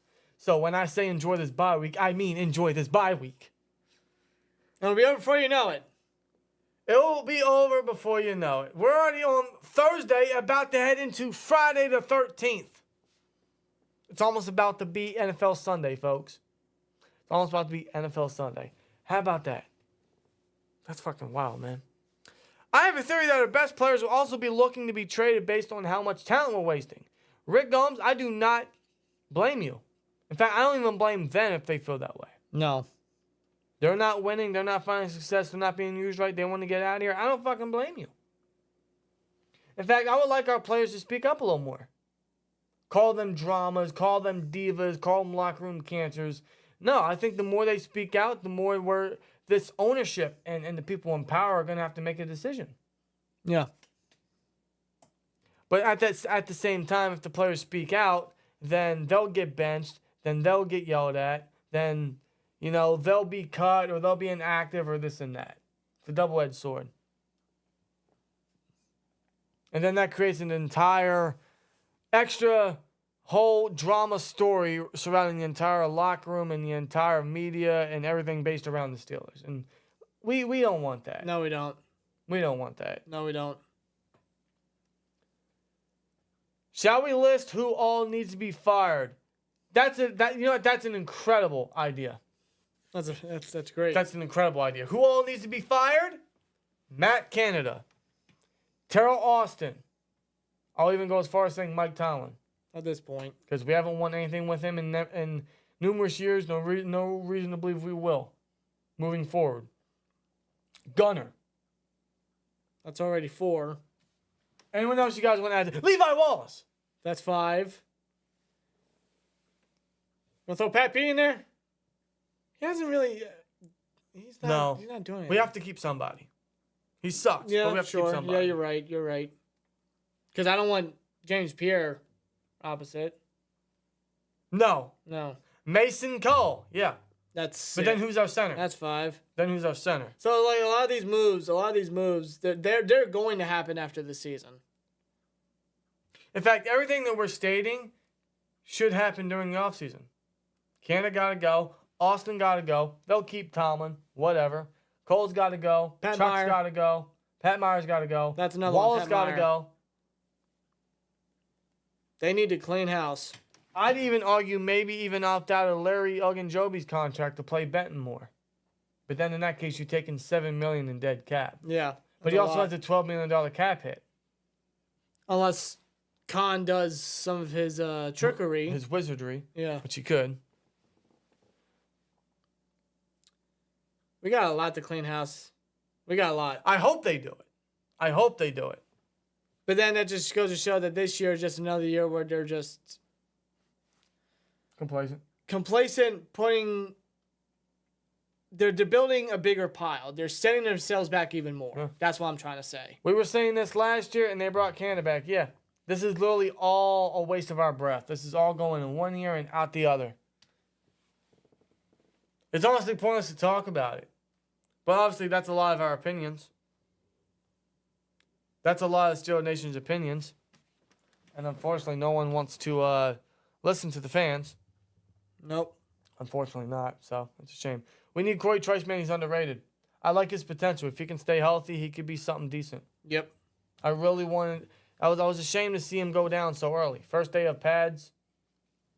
Hopefully he can rebound and we can start seeing some potential. Maybe he is next year's Calvin Austin. I don't know. I like to think so. I would like to hope so. But we have months waiting to see that. So we can hold on to that and we'll see if it comes true. It's been 376 days since Canada said the necessary corrections on offense have been made. I forgot he said that. Wow. The necessary corrections on offense have been made. No, they haven't. Canada straight up said a couple days ago, he straight up said he likes where the offense is at right now. How? So you like being 30th ranked? You like not getting 100 rushing yards a game? You're like only 5 touchdowns all year? You know, we could score 5 touchdowns in one game. You know, that's an actual thing we could do. I don't know if you knew that, but yeah, that's a thing in the NFL. Many teams have already done that. Yep. You know, we can have over 400 total yards of offense. You know, we're the only team that hasn't done that since 2021. Every other team has done it at least 4 times. At least 4 times. You know you could do that, right? But you're happy with where the offense is at right now. I feel like he's playing the offensive coordinator position on all Madden. He's playing it on, like, legacy mode, bro. I guess. What was the hardest mode in the SmackDown vs. Raw games? He's playing it on that. Legend? Something like that. Yeah, it was legend mode. Remember in the 2007 SmackDown vs. Raw game, you had to win the Money in the Bank on legend mode with Hall of Famers? And it was a pain in the ass to do it. That's why I was always Kurt Angle. Yeah. Highest overall. But it seems like that's how Canada is playing offensive coordinator. It's at the hardest level. Essentially what it is. It's like since you spoke of that game, it's like he's Mickey James and he's going up against a great Khali. If you guys know what we're talking about. If you know, you know. If you know, you know. Oh my God, Canada. I was really hoping, especially after preseason, that we were going to get Cam his ring this year. Well, unfortunately not. I don't think he's ever going to get a ring. And unfortunately, the same might be said with Watt. Yeah, man. I did not expect a ring this year. I did not. No, nowhere near it. Nowhere near it. The expectation going into this year was to see some promise, see some progression, and gain some trust for this coaching staff. A playoff win would have been desired. Yeah. Now that ship has sailed. At most. That is not my expectation no more. No. That is not my expectation no more. If we make the playoffs, it's going to end the same way it ended the last 3 times we've been to the playoffs. It won't be pretty if that's the case. Will not be at all. We also got to stop wasting our draft picks and sitting our round 1 through 3 picks, especially when we're weak in those positions. I agree, Nick. Yes. The coaching is so stupid. Why don't you play Broderick? Why don't you play Joey? Why don't you play Benton? Your top 3 selections. Why is everyone so scared of playing the rookies? But I see the Lions having their rookies play, making an impact. Brian Branch. Yeah. Jack Campbell. Gibbs when they want to use them. Like their rookies are making impacts. Like they're a big part of the success that they have this season so far. Exactly. So I don't look at the Texans. Texans especially. Look at the Texans. Holy crap. Texans especially. They're not holding anything back. And that's with a first-year head coach. Sam Laporta, absolutely. Sam fucking Laporta. Yeah, Sam Laporta. Sam Laporta is being used the way Muse should be used, bro. What a stud Sam Laporta is, huh? But no, they're not ready. This draft was ready. This draft was highly touted as one of the most, talent on a talent scale, one of the best ones in Steelers history in recent memory. Not just us Steelers fans are saying it. Everybody around the league, other fan bases, were saying it. Like, this draft class is really good if they can live up to the potential. Where they were selected. The Steelers look like they finessed the whole NFL draft, right? Yeah. They're not even playing their top 3. And we haven't scored over 20 points in 27 of 36 games, according to Knight Rider 16. Wow. That's bad. That's really bad. You can't win football games by scoring less than 20, bro. How do you do that? Hence why the sign is relevant. Hence why the chants are relevant. And not embarrassing. And not disrespectful. And not aimed towards his family. No, it's not at all. I'll be happy if he actually performs next week. Maybe we'll be different with DJ back. Who the fuck knows? Who the fuck? Yeah, you know what? That's the perfect way to go into every single game. We might do better. Maybe not. Who the fuck knows? That's your preview. We'll see when we see. Pretty much. We'll see as it happens. If we could pick up any Bronco during their tanking fire sale, which one and what would you be willing to give up? Well, Surtain's obviously the top target. Yeah, obviously the number one. PS2. But I'm not giving up high capital. That's obviously going to be a first. No, we're going to need that. We were definitely going to need that. Outside of that, I mean, I know they're going to get rid of Frank Clark. We don't need him. No. Who else? Justin Simmons maybe, but we don't need him. Hey, what's Quinn Miners doing? That's the guy we should have taken. Yeah, over Kendrick Green. Oh, we don't want to play, or we don't want to draft people who didn't play the year prior because of COVID. That's fucking stupid, Covert. Yeah, because Jamar Chase sure as hell fucking, it didn't affect his play Yeah. one bit. Like, come Yeah, on. what's Quinn Miners doing? They want to get rid of him? If Munchak's still in Denver, I'll take him. Yeah, he's not. He doesn't. He's have not a with the job right Broncos, now. but if he's in Denver, the city. There's no one on the Broncos I want. Outside of Surtain, Yeah, like, that's it. no. No. God, their roster sucks. Oh, they're in a bad situation. Might be just as bad as us. Yeah, bro. Might If be. Surtain's yeah, Surtain, for sure. Kobe DeCan, what's up, Twins? Why is Gunner still on the team? Your guess is as good as mine, man. Your guess is as good as mine, Kobe. Watt is 29. He's not going to last forever. No, he just turned 29 yesterday. Think Yeah, about the that. man's going to turn 30. 29. He's And going to turn 30, and he won't have a playoff And run. I don't know about you guys, man, but when I look at football players and I see that they turn 29 years old, obviously that's super close to 30. And once they get over 30, it's very, very, only very few players can continue to perform out of their minds past their 30s. Yeah. Watt is going to be one of them. Cam has been one of them. Certain quarterbacks do that. Yeah. Travis Kelce obviously is one of them. There's very certain players that perform at an elite level past 30. Mm-hmm. But when I look at Watt and I see he's 29, I see the clock ticking. He might be here till he's 35. Yeah. Maybe. The clock is ticking. The time is wearing down. And Cam's is ticking faster. You can throw Minka up there, too. Yeah. You could really throw Minka up there. The guy's not getting any younger. Hypothetically, if we somehow got Aaron Rodgers last year, how do you think we'd be doing? I'm not going to lie. I think we'd be doing a little better because Aaron Rodgers has a lot to say in what goes on in any organization he's with. Yeah. He has a lot of say. He has a lot of pull, a lot of power, a lot of voice to speak. But I always considered, especially more recently now, that Aaron Rodgers has been a choke artist. So although we'd probably be doing better, and that's mostly due to his say and what he does and to some of his performance, but Aaron Rodgers is never going to win a Super Bowl.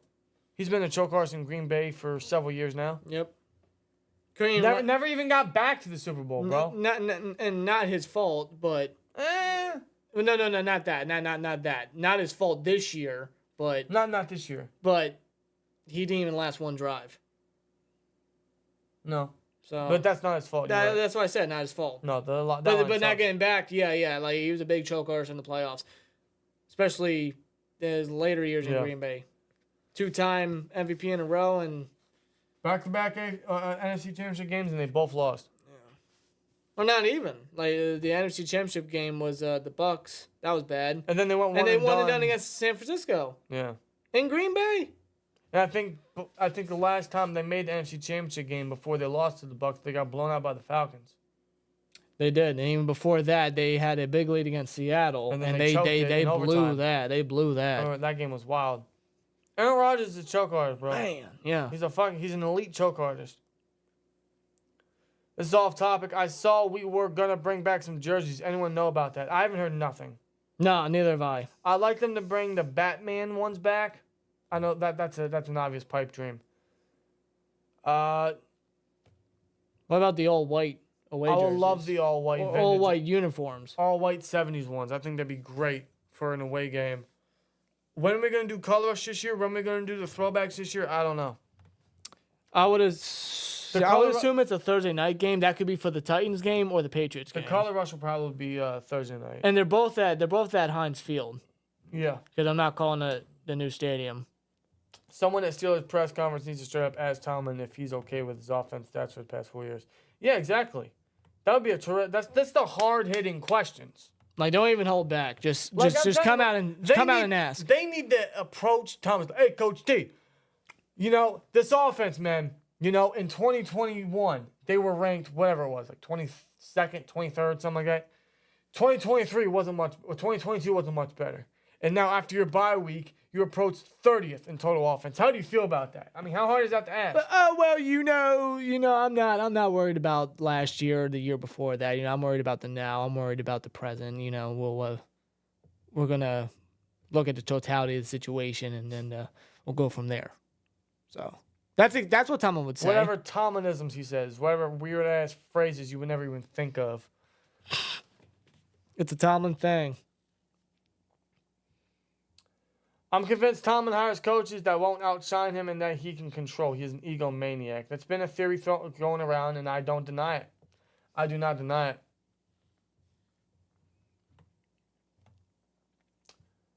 Let me see here. I think Denver said they were willing to listen to offers about anyone but PS2 right now. Well, I don't blame them. But who the hell wants anything that they have to offer? Jerry Jeudy? No. Steve Smith said everything you needed to hear. Cortland Sutton's the more dependable target when he's healthy. Cortland Sutton is underrated. Injuries kind of hurt him in his earlier years. Other than that, I mean, it's like, because I'm looking at this, he made a one-handed grab, which was their only touchdown. Yeah, it was a phenomenal catch. When Jeudy dropped it. Yeah. Man, I thought Jerry Jeudy was going to be something big, too. How come Wallace is still employed? Great question. I don't know. I do not know the answer to that, good sir. I got work tomorrow, so I'm heading to bed. I'll try to earn some good juju for the Steelers and take care of some chores tomorrow. So, hey, man, appreciate you in the chat. Of course. Garmera, I believe is your name. So, shout out to you for the engagement, and hope you have a good one, man. And hope you have a good weekend, because tomorrow's Friday. Tomorrow's Friday, which means the weekend's here shortly, and we can kind of enjoy it. Man, I'm fucking working. Yeah. Yeah, I think it was last year. Thomas said that. Yep. Hey, Coach T, let's get this win here, buddy. Yeah, I'm fucking working. Oh, shit. There's a fine line between drinking wine and squashing grapes. That is a quote, let me tell you. Yeah, Zachary Hoffman with the quote of the year. Holy crap. Just joined, so this question might have been asked. Anyone in particular you guys want to be the replacement for Canada?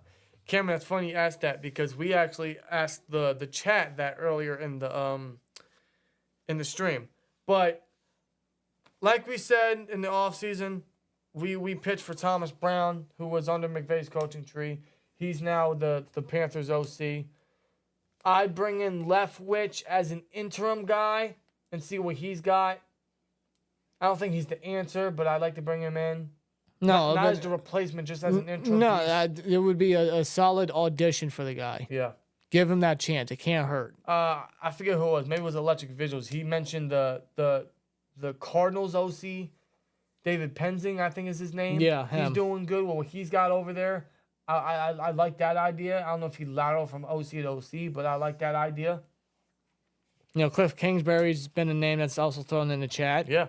Get his feet wet back in the NFL. As a coordinator, that might be best fit for him. Head coach, obviously not, but coordinator, and he has a solid resume building quarterbacks. He absolutely does. So I wouldn't shy away from that whatsoever. No. Just anybody else that's from the... he's with USC right now. Yeah, he is. Yeah, he's helping... Caleb. He's helping Caleb big time. He helped Mahomes when he was with Texas Tech. He even was able to help Johnny Manziel. If you guys seen Manziel's documentary. Cliff Kingsbury was a documentary. Cliff Kingsbury was a big part of Manziel's success at Texas A&M. Yeah. He was their OC. If you do want a guy that can aid Pickett in a way, although Pickett's got some things he himself has to work on. But if you want a coach that could aid Pickett in some fashion, Kingsbury would be a solid option at OC. Yeah, the more I think about it, the more I do like that Kingsbury idea. He's not a head coach. He didn't like the world on fire with Kyler Murray, but I really do like that idea.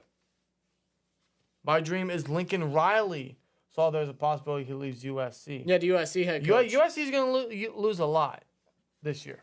They're going to lose the quarterback. They might lose Riley. They might lose Kingsbury. He might get another offer in the NFL at some point, unless he wants to stay in the collegiate level for a little bit. But Riley would be really good. Or even the either the running back coach or run game coordinator for the Niners that replaced Mike McDaniel under Shanahan. Yeah.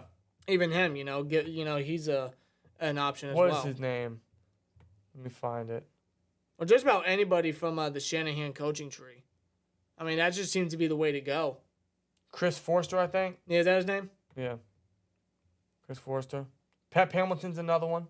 Just anybody that is just up to date and has prior stints in the NFL. Yeah. You know what I mean? Everyone go to YouTube and look at old Pittsburgh Steelers team. I get sad. So do I. A lot has changed. A lot has changed from ownership to coaching to culture. Yeah.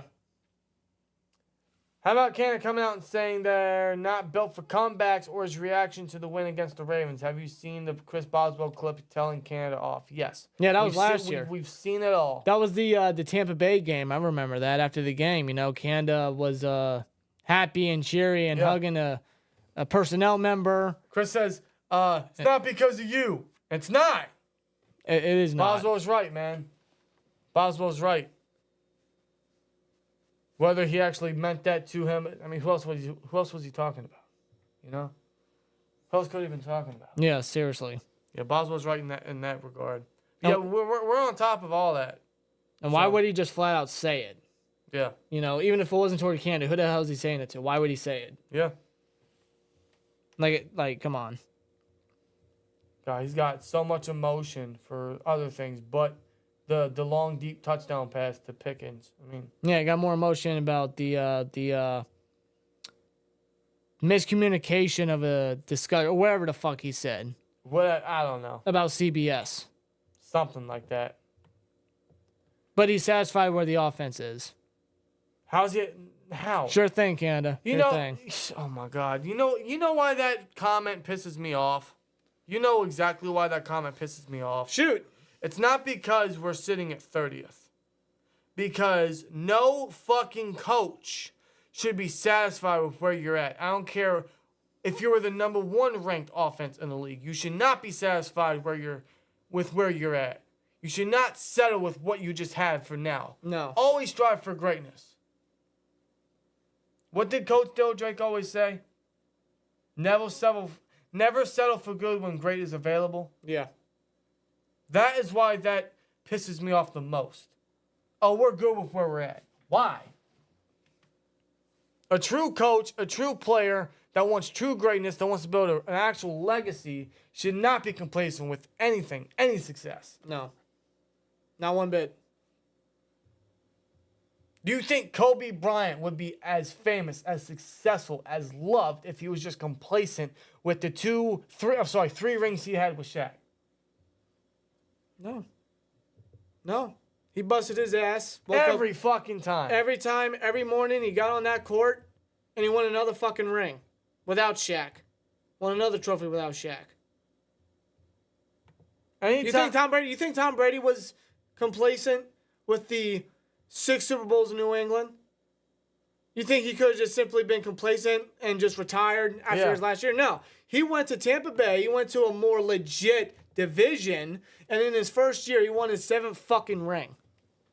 Because he strived for greatness. He strived to prove the doubters wrong. Exactly. He strived to be the greatest of all time. Exactly. So, yeah, that is why that comment pisses me off the most. Not just because we settle at 30, but because he settled with, we're comfortable where we're at. No, you shouldn't be. You shouldn't be comfortable with anything. That's complacency in its fullest form. One more question before I hop off. I know it's man early, but what position do y'all think we should target in the first round of the draft next year? That's a phenomenal question, Cameron. That could be center. That could be cornerback. That could be safety, maybe. Strong safety specifically. Do you want to throw in quarterback in there? Do you want to, considering the quarterback class is supposedly like very stacked? There's a lot of names. I haven't given it much thought. And when I do, I think linebacker. Linebacker's another one. But I don't know how deep the linebacker class is this year. And plus, linebackers haven't really gone high in recent years. Yeah. It's almost like running back. You Yeah, don't want it's to take not it high. It's not a high. It's a valuable position, but you don't want to take it high. It's not a high priority for the draft immediately. No. The linebacker class, the linebacker position hasn't been taken high since the Devons. We, unfortunately, were one of the victims. Yeah, really. So, probably not linebacker, not in the first round. I don't disagree with quarterback. I don't. Because I'm going to say this right here, and it's obvious, but the second half of the season, considering with where the Steelers are, how complacent they are, Canada's still here, Kenny's got to prove himself. Yeah. He's got to make the most out of what he's dealing with. He's got to showcase, despite what he's got around him and the play calling and everything like that, Right. Kenny's got to fix his issues with his pocket awareness, him staring down targets, scanning the field, his decision-making. Mm-hmm. He's got to work on that. He's got to come up big, and he's got to make a big jump and a big step. Because this is a big moment, especially this long stretch of games for the remainder of the season. This is a big moment, big time for Kenny Pickett, who's 25 years old, who's in his second year after the Steelers took him in the first round. And next year for sure is going to be his make or break year. Hopefully he has a new coordinator under his wing. Center maybe, but same thing with linebacker and running back. They're not as valued as they used to be. So probably not center in the first round. If centers were more valued, they'd be taken in the first round. Yeah. Creed should have been a first rounder. No doubt should have been a first. Linderbaum, I think, was a first rounder. I think. He might have been. John Michael Schmitz should have been a first rounder. He was that good. Giants got a steal in him. Mm-hmm. If center was much more valued, we'd see more of them in the first round. It's not like it used to be. Maybe strong safety. I really like that idea. Yeah, because I don't think Neal and Casey ain't going to be here for long haul. They're just here just for now. But I really do think we really need a corner. Unless they trade for somebody, unless they make a free agent splash, I am absolutely not bringing Wallace back as his contract's up. No. I am opting out of Pat Pete's contract. Yep. Joey Porter is going to be one of the starters outside next year. We need someone opposite of him. If they don't make a splash in free agency or make a trade before the trade deadline, the deadline, I would think we have to go corner. It's that terrible. Why is our defense ranked 30th? Why is our defense as bad as it is? Because our corners suck. Because our secondary sucks. And that's in both passing and run defense. Yes. Passing is obvious. They can't cover anybody. But when it comes to the run defense, the defensive backs suck there. Mm-hmm. They are just awful. And that's primarily because of Peterson and Wallace. Yep. South Park knew Matt Canada was going to be bad. Yeah, they knew before we did, bro. Man, as a kid, I was watching that. I was singing along to it. Yes, as a kid. I'm not ashamed of it. I still do. But my God, I could never imagine that in like 15-something years that song would have an entire different meaning. Now. Who would have known, man? Who would have known? Yeah. Just oof. Let me see.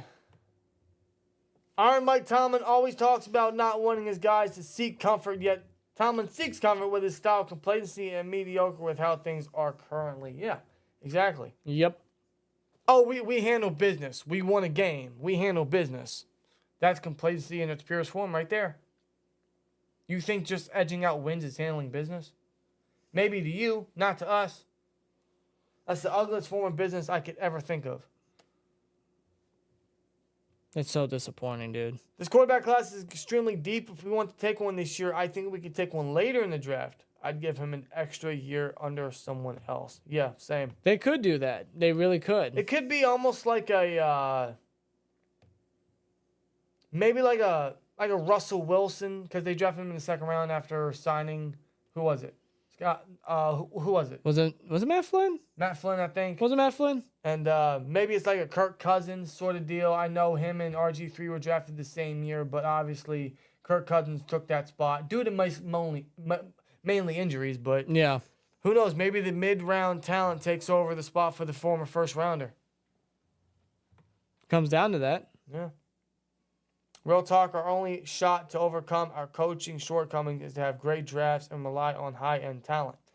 See, but I respond by saying I think we have had very good drafts and have had high-end talent, and we haven't fully succeeded.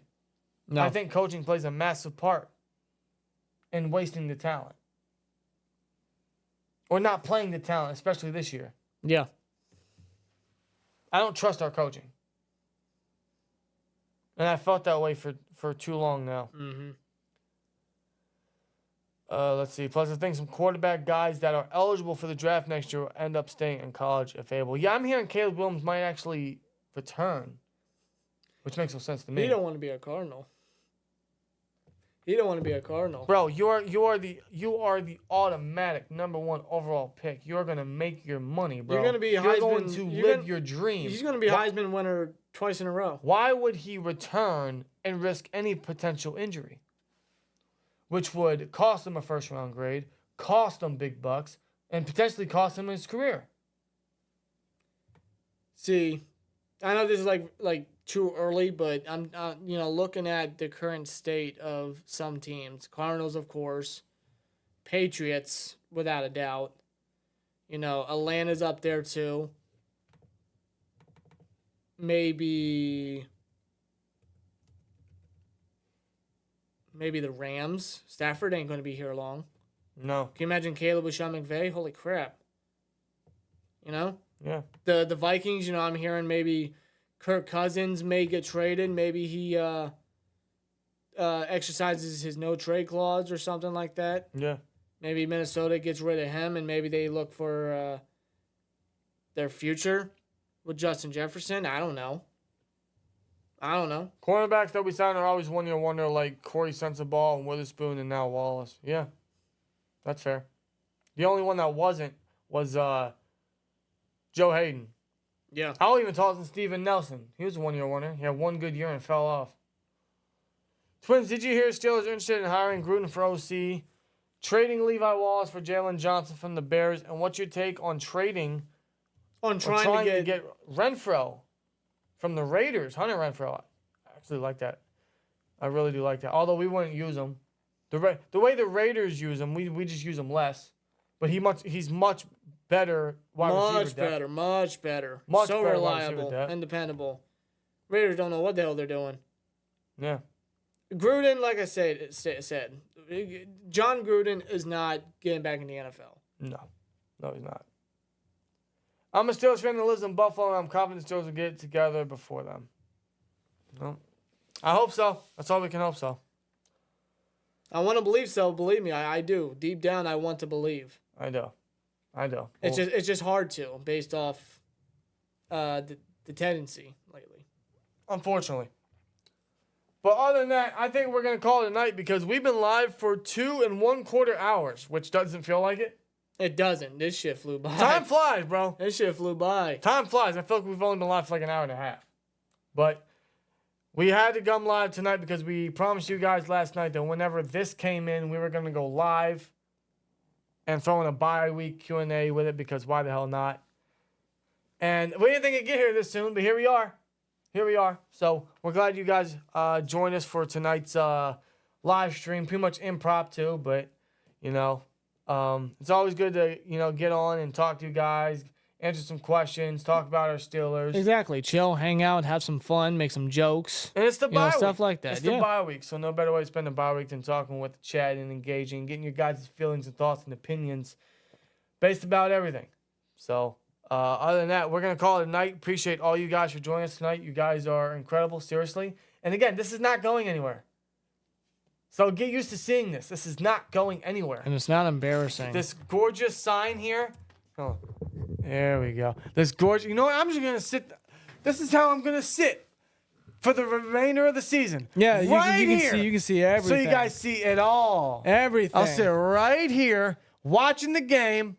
Bam. Comfortable as hell. You get the ice cold beer in your hand. What's her name? Kyle's mom. She doesn't have a name? That's all I know. That's all I remember. Kyle's mom. Kyle's mom. Kyle's mom, yeah. Biggest bitch in the whole wide world. Kyle's mom. She not here. No, not here. That's Canada. She was warning us. She was warning us. She was warning us. God bless her. God bless her heart. We just didn't know.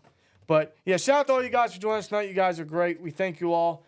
And other than that, we're gonna call it a night. And you guys, and please listen to me when I say this, man. Enjoy the bye week. Please enjoy it. Because it's not going to get any better. Not much is going to change because nothing has been done yet. Nothing has been said yet. So we have 13 more games. Yeah. 13 more weeks of stressful Steelers football. Sheila Broflowski is her name. She's a Sheila. I don't believe that. She's Kyle's mom to me. I don't believe that. Sheila. I don't believe that's that. That's gonna be harder to remember. You know, you might be right. Sheila? That ain't a Sheila. All right, Sheila. No way. Listen to Sheila. Regardless. Enjoy the bye week. We have 13 more weeks of stressful Steelers football. And after the bye, we got the Rams on the West Coast. That's going to be a tough one. But that's for next week to talk about. Otherwise, I think we're going to enjoy the rest of our bye week, man. I hope you guys enjoy it as well. Because this is the only break we get for the rest of the season. The only time. So enjoy it. It's already halfway gone. Yeah. It's already halfway gone. But at least on Sunday, we ain't got to worry about much. So when I say enjoy it, I mean enjoy it. Because it's the only time we can. It's the only time we get a break from this team. Unfortunately, nothing has been done. Nothing has changed. Nothing will be done, unfortunately. So go into it. Very standard expectations, I would say. But hang on for the ride because it's going to be one rocky season. It's going to be one rocky road. But otherwise, we're going to call it a night. Appreciate you guys. And like I said, one more time, enjoy the bye week. Thank you guys for joining us. And we'll see you guys next week for the Rams preview, which I think we'll go live for that as well. We'll go live for that as well. Sounds like a plan to me. Sounds like a plan to me as well. So, yeah, we're going to enjoy our bye week and enjoy Sunday. Steelers lists, I suppose. But, yeah, we're going to enjoy it as much as we can. So Indeed. So with that being said, you guys enjoy the bye week. Appreciate you guys again. See you guys next week. Here we go, Steelers, at the end of the day. And please, fire Canada. Please, for the love of God. Again, this sign's not going anywhere. This sign is not being brought down. This is going to stay up here. Get used to it. I love it. Best $50 I've ever spent. Shout out to Amazon.com. And as always, like, comment, subscribe, and we'll see you later. Peace! I'm laughing because you fucking idiot. Canada. Oh, God. I want you to know loud and clear. Go fuck yourself. Nothing personal. Just you suck at your job, bro. It's not embarrassing. It's as simple as that. You're embarrassing. You're not good at your job. You suck. You shouldn't be here. Smile. Grow some hair. Get new glasses, because you're blind. You got 12 guys in the booth that are celebrating a touchdown. You're the only guy that doesn't give a shit. How's that make? You're the guy that makes the calls. And you know what? I'm done. It's too late to be hollering and yelling. Yeah, it's Friday the 13th. And it's Friday the 13th. Holy shit. And we're looking at a nightmare. Holy shit. We're looking at a nightmare. A nightmare on Art Rooney Drive. With that man right there. Happy Friday the 13th, folks. The most unlucky day of the year. Maybe we get lucky and this guy will not have a job tonight. Maybe this day is so unlucky that he will be fired. How ironic would that be? We can only wish, bro. Only in our wildest dreams tonight. Only in our wildest dreams tonight. Yep. But it's Friday 13th, man. And, yeah. I'm definitely going to watch some Jason Voorhees today. Where that's, if I somehow can get the day off or when I get home from work. So, regardless, I'm watching Jason. And I'm watching my tribal chief. So.